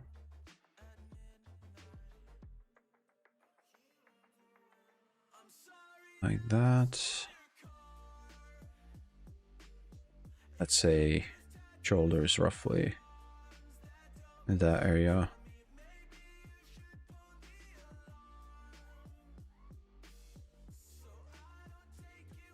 Oh, that's just straight in front of me. I did move it to the side, but yeah.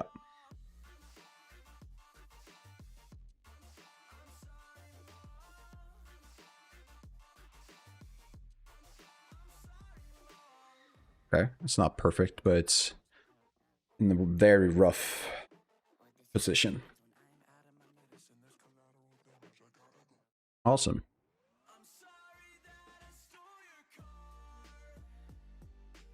What am I listening to, by the way? What kind of lyrics are these? Let's skip this one. So what's up with you, Serial? You mentioned the save thing. Is that like an ongoing process, been a long time? Or is you just started it? Let's see. Alright, so I got these things going now.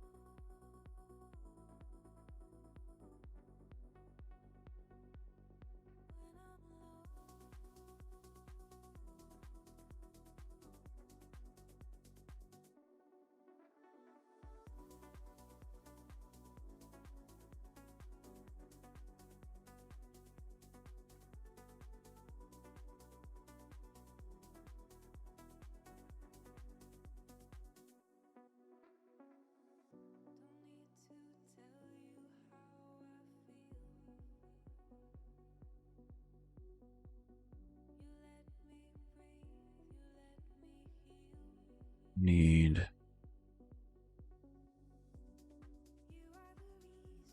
UI.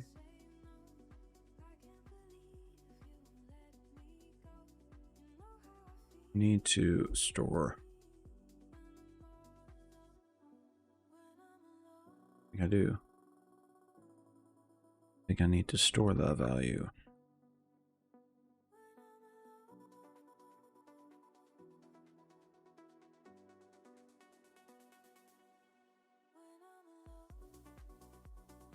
Instead,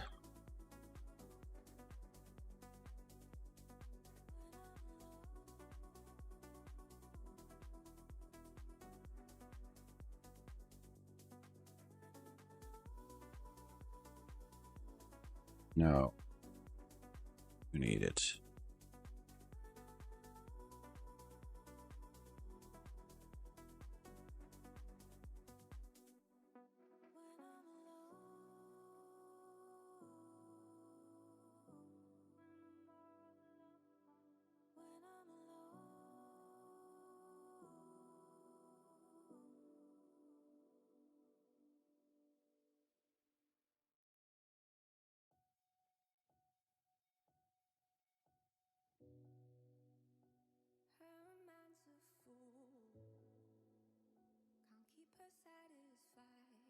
So with that, I have a 0.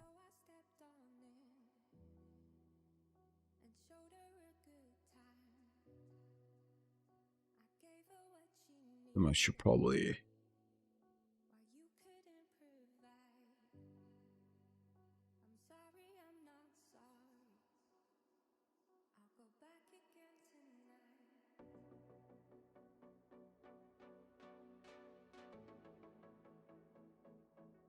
right. We do this. Let's make it edit anywhere. Category.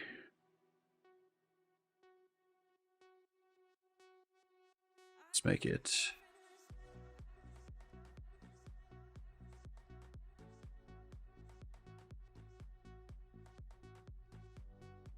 Let's go with that.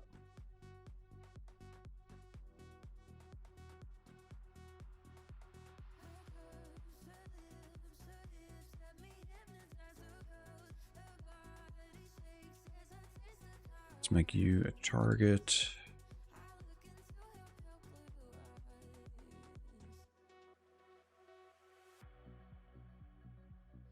Yeah, default something.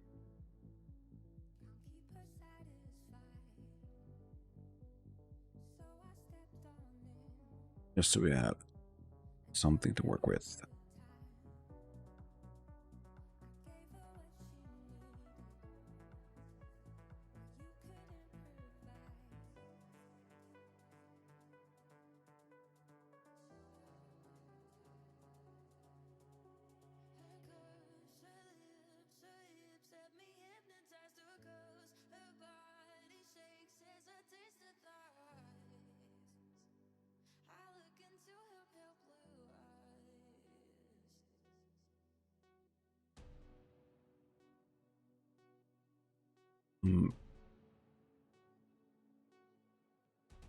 That's just a default.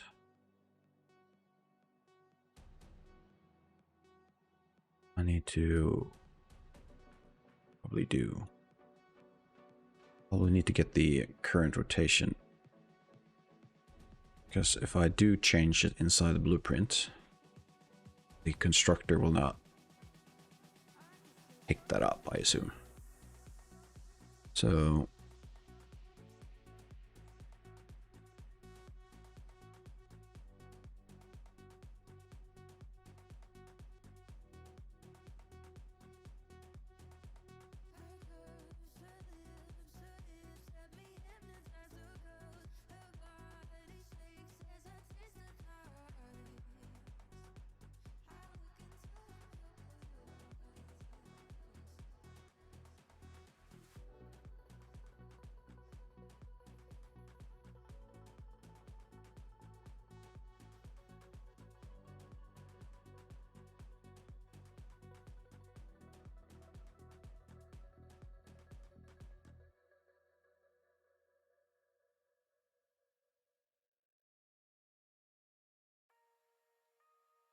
what am I doing?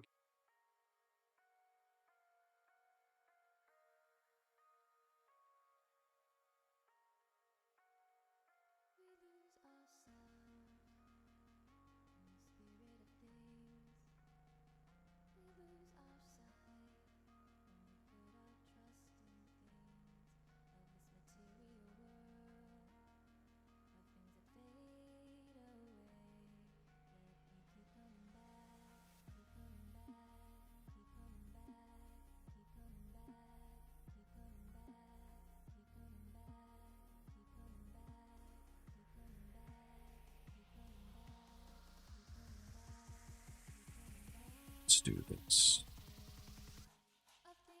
So I don't know what's going to happen if I start changing that inside blueprint. So I'm just do this. Why not?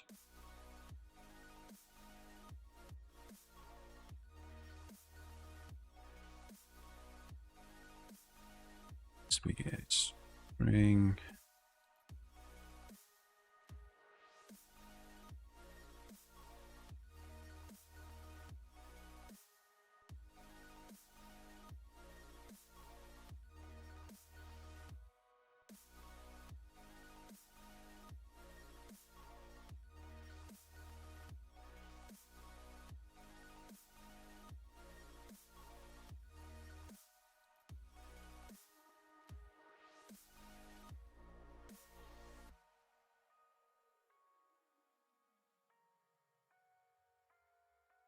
So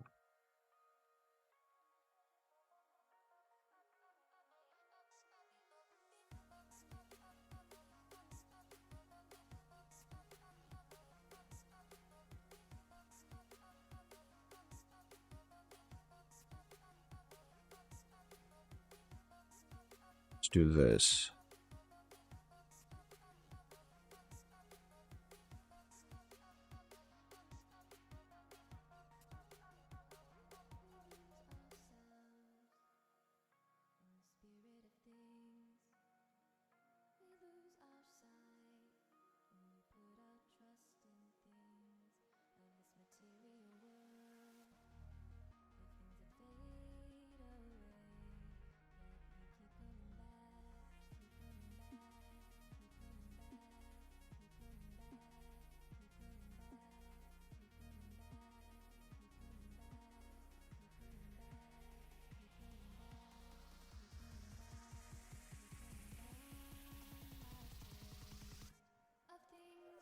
All right, that makes sense.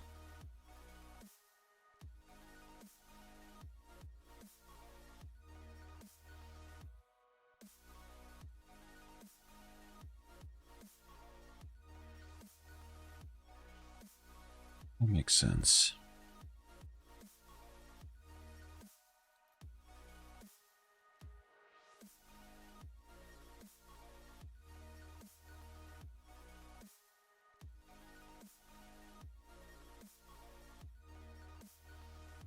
Maybe not. What's going on?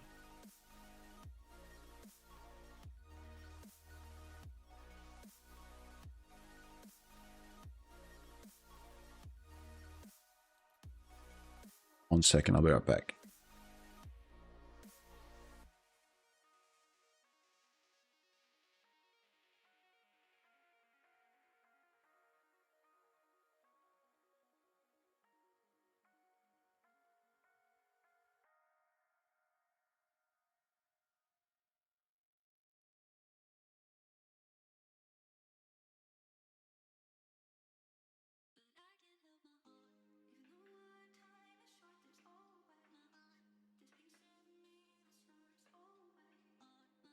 There we go.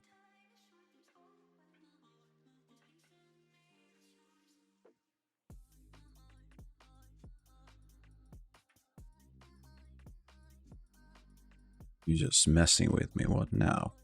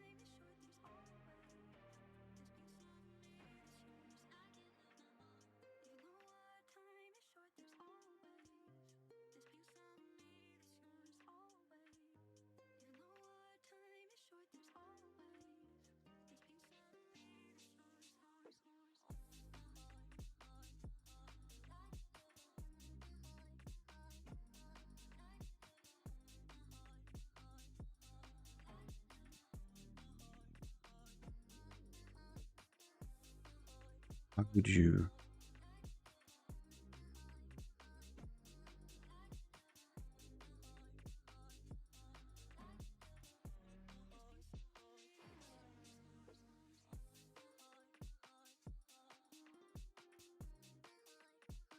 So given the current rotation, which should be a zero vector rotator, why is it giving it a 90?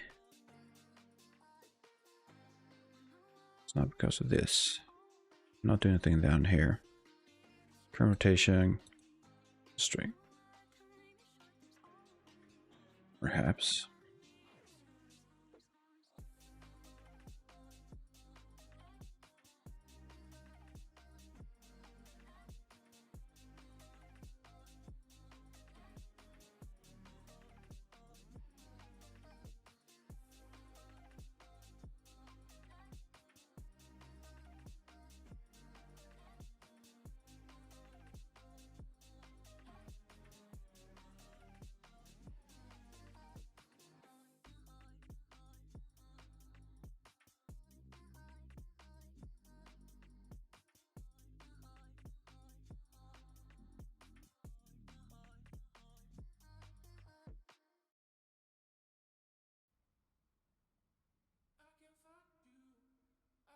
Making sense, Unreal.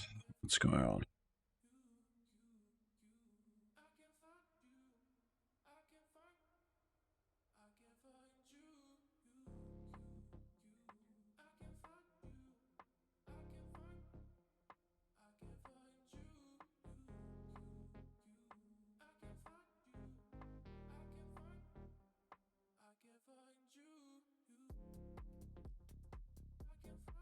All right. Now you're right. Okay.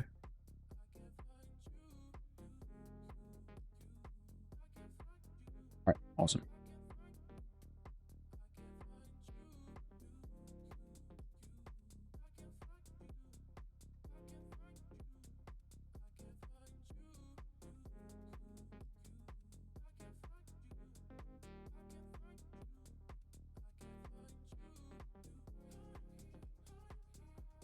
I assume if I do a change,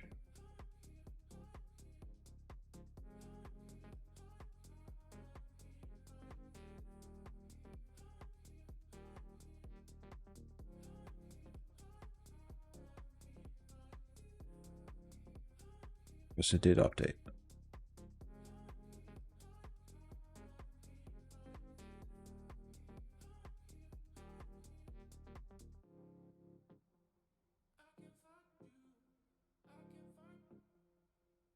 So that's just to initialize some values.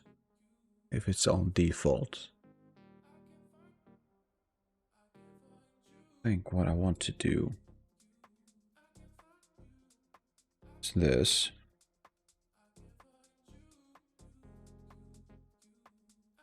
This part.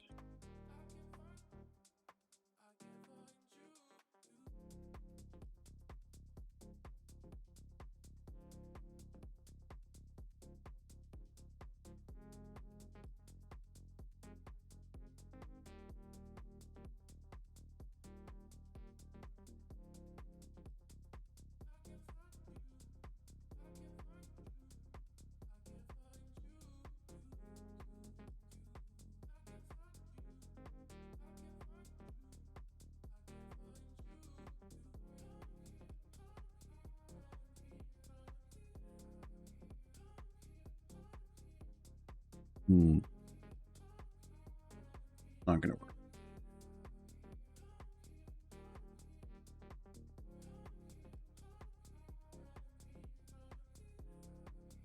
Would it be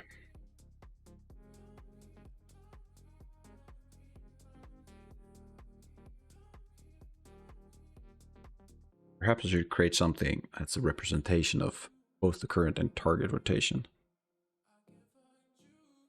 Then I can leave the mesh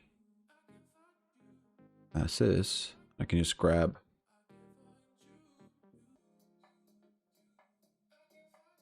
does feel like I'm complicating things a bit more.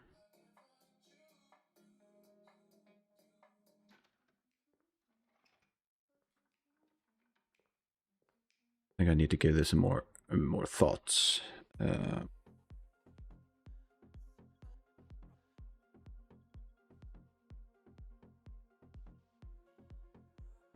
Let's.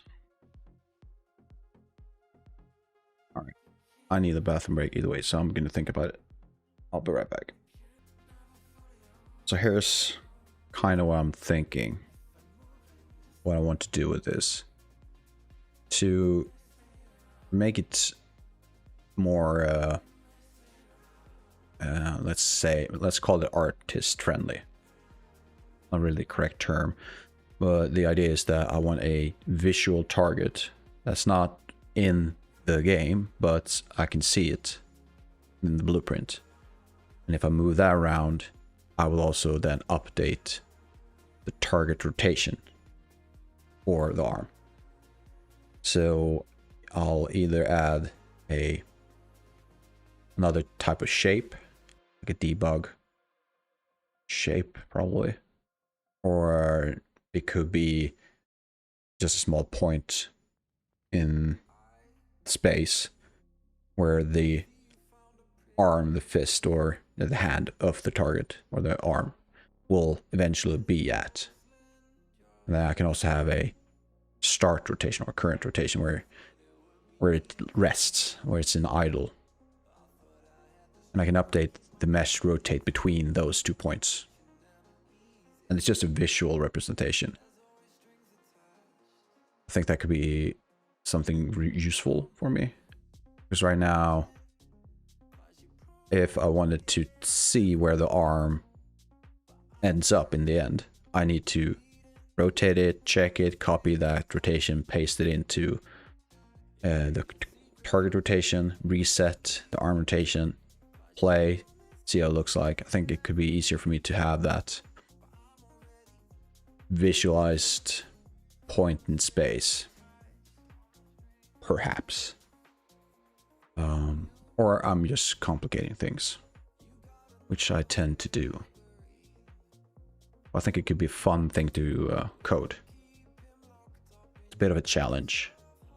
And if I can get it to work the way I'm imagining it to work, then I'll have something that will be very useful for me in the future. But that is for the next stream, which it is Sunday today, if I'm not mistaken. Let's double check. Yes.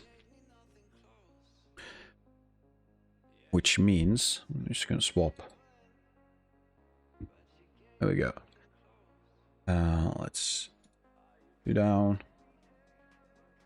So we managed to, after I'd done some work offline yesterday, to fix the pipeline for creating custom volumetric fog volume textures. So I'm happy with that. So that's progress. So the volumetric fog is at the stage right now I'm happy with. We're not going to touch that for a while. I think the focus for the next few streams will be this arm thing. But I only have 2 streams, potentially 3 opportunities next week to stream. Because on Mondays, Tuesdays, I do not stream because I need that time off for other stuff in my life. There's something called IRL, real life stuff.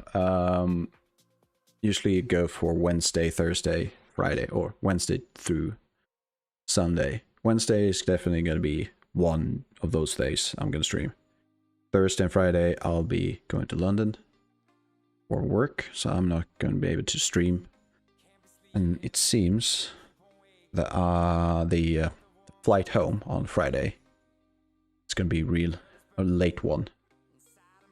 Might not even be back in my own apartment until midnight, so streaming at 6 AM the next day will likely not happen.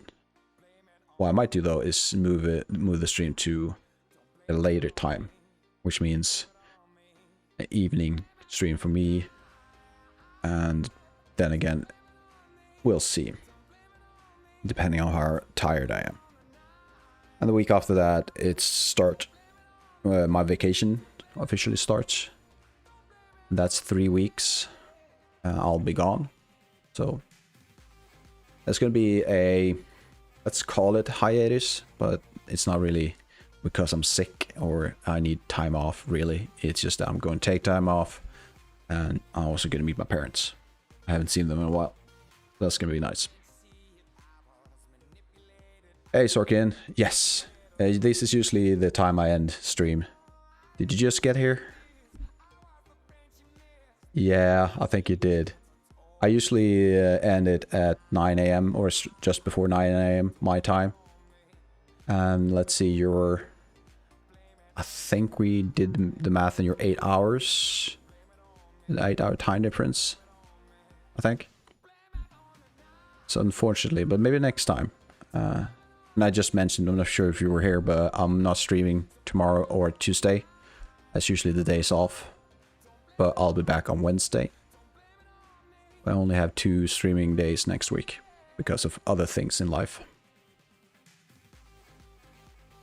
But yeah. That's fair. There's so many things you can do other than Twitch. And I'm actually more of a YouTuber off streaming myself, so I can understand that. I do have a few Twitchers I follow every now and then. So, right. Probably should add some notes before I end the stream, though. Otherwise, I will just forget. I tend to do that.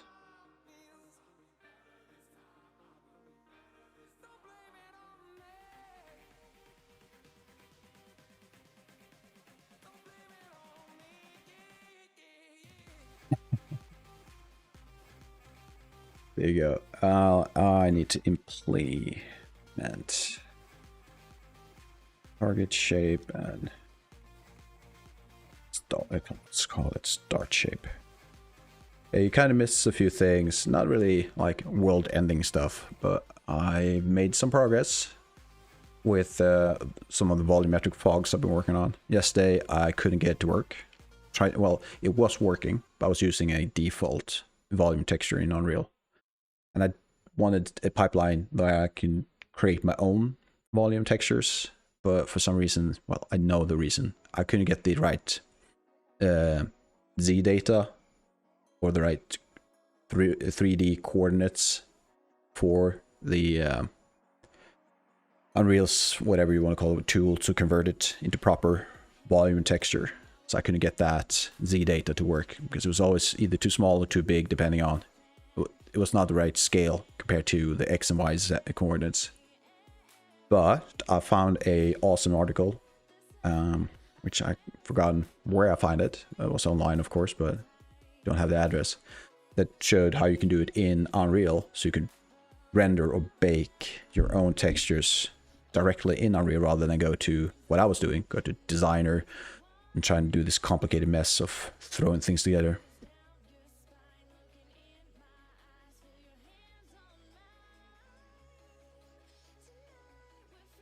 All right, you rarely leave my cave. Yeah, that's the cave. It's a comfort place. It's about to change. All right, cryptic, but why mid 26 and not now mid 25? Why the year gap? I'm curious. If you can tell me, if you feel comfortable telling. A more outsider life. Like I said, that's cryptic. But it's a good hook.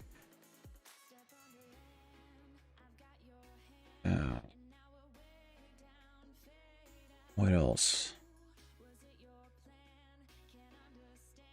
I mean, the obvious is that I need to animate the rotation between these.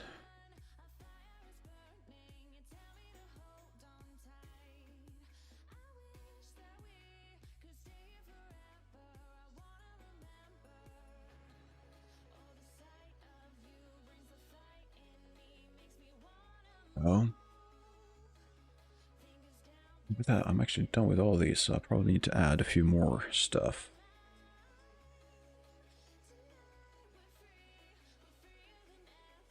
Add a pickup and consumable item to fill up on fuel. Do I want to do that? It's a thought. It's just... So I'm heavily inspired by Amnesia. And of course, in Amnesia you have pickups, consumables. But do I want to go that route?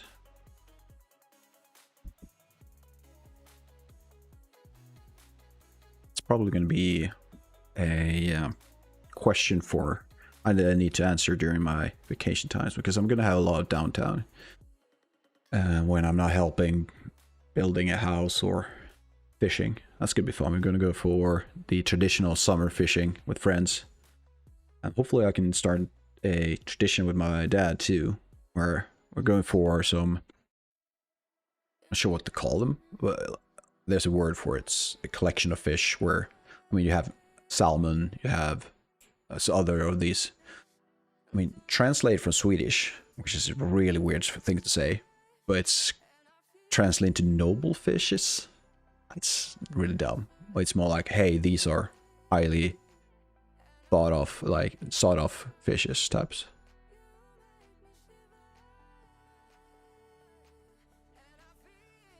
Cool. All right. I currently not live in the US, but okay, cool. I mean, that's a good goal. Like, big changes to things you want to see in your life. That's awesome. And you might want to try a few things even now. At least that's my usual approach to those type of things. Having a long-term goal, take it one step at a time. That's awesome, and I'm happy for you. I hope this is what you want, and this is going to be the best thing for you. So if you want to talk about what's the reason for moving in, like, changing countries, that's not a small thing to do. Or was the the place you're living right now, is that always meant to be temporary? Or is this like, you know, I've lived here all my life, now it's time to try something else? Or maybe it's work related, school probably, maybe, I don't know. I'm curious. And leaving the house, it's addictive to be in my house. I mean, I tend to go outside at least a few times a day. Well, I'm most comfortable inside my house, where I can control the temperature, I have my entertainment, I can be myself. I'm not saying I'm doing stupid things in my apartment, but I might be doing stupid things in my apartment that I don't want others to see. Just saying, no details. You make what you want of that.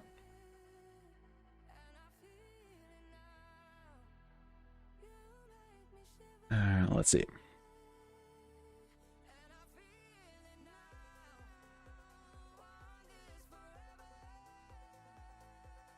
All right. Argentina, though, I've never been there, but that sounds like it would be a nice place. But then again, you've lived there for your life. Maybe you feel like you need change, or you see things in the US makes more sense for you and the way you want to live. Yeah. So what attracted you to the US? Like opportunities, the culture. I mean, for me, if I ever want to go back to the US, it would definitely be for the nature. I want to see stuff. I don't think I'd ever want to live in the US again.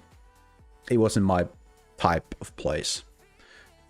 And this is not a diss on the US. The difference, though, between the US culture-wise and here in Sweden, at least one of the things I observed, is how extreme the extremes are. In the US, when I lived there, you were either extreme in one direction or extreme in the other direction. Whatever that meant. Here in Sweden, it's just a bit more... the gradient between those two extremes is a lot smaller. If you're happy, you tend to be happy. But in the US, you were happy. Like, you went all in. And if you had a car, it was the biggest car. Or it consumes the most gas. I'm exaggerating a bit, but... the feeling I had when I was living there was, it was a decent place to live. It's just not my place. I am more, this culture we have in Sweden is more my thing. Not laid back. We hold ourselves back a bit. No, we actually not. We don't hold ourselves back. We're not natural. It doesn't come natural for us to be bolsterous. Then you have I mean, if you think about it, it is more a US thing, I think. It is that stereotype of American tourists tend to be a bit loud. I'm not saying they are, it's just a stereotype. It might be, though. And it's all fun and games. Nothing, no ill intent.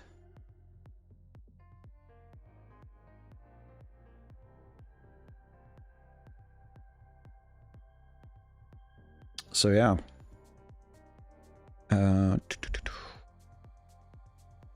Time flies. But Sorkin, I'd love to hear your story at another time, unless you want to talk about it right now. I'm curious. Like, it's a big step, and if it's the life you want, then I'm curious what that means for you and what you hope to like gain from it.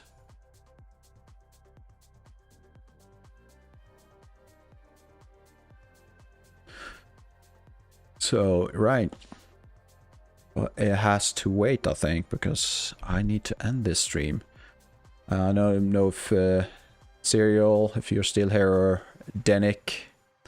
Denick, it was nice meeting you. I'm not sure if you've been lurking a bit, but it was nice having a chat. There you go. Yeah, it's always fun to hear from you, Serial. And of course, Sorkin. It's fun. So I really have to go, though. So I'll catch up with you all in the next stream. And like I mentioned, it's just going to be on Wednesday. Between 6 a.m. and 9 a.m. my time, which is Central European Standard Time. So 6-8 hours difference. Can't really do the math right now. But I'll end it here, and I'll see you all, and have a nice day. Bye.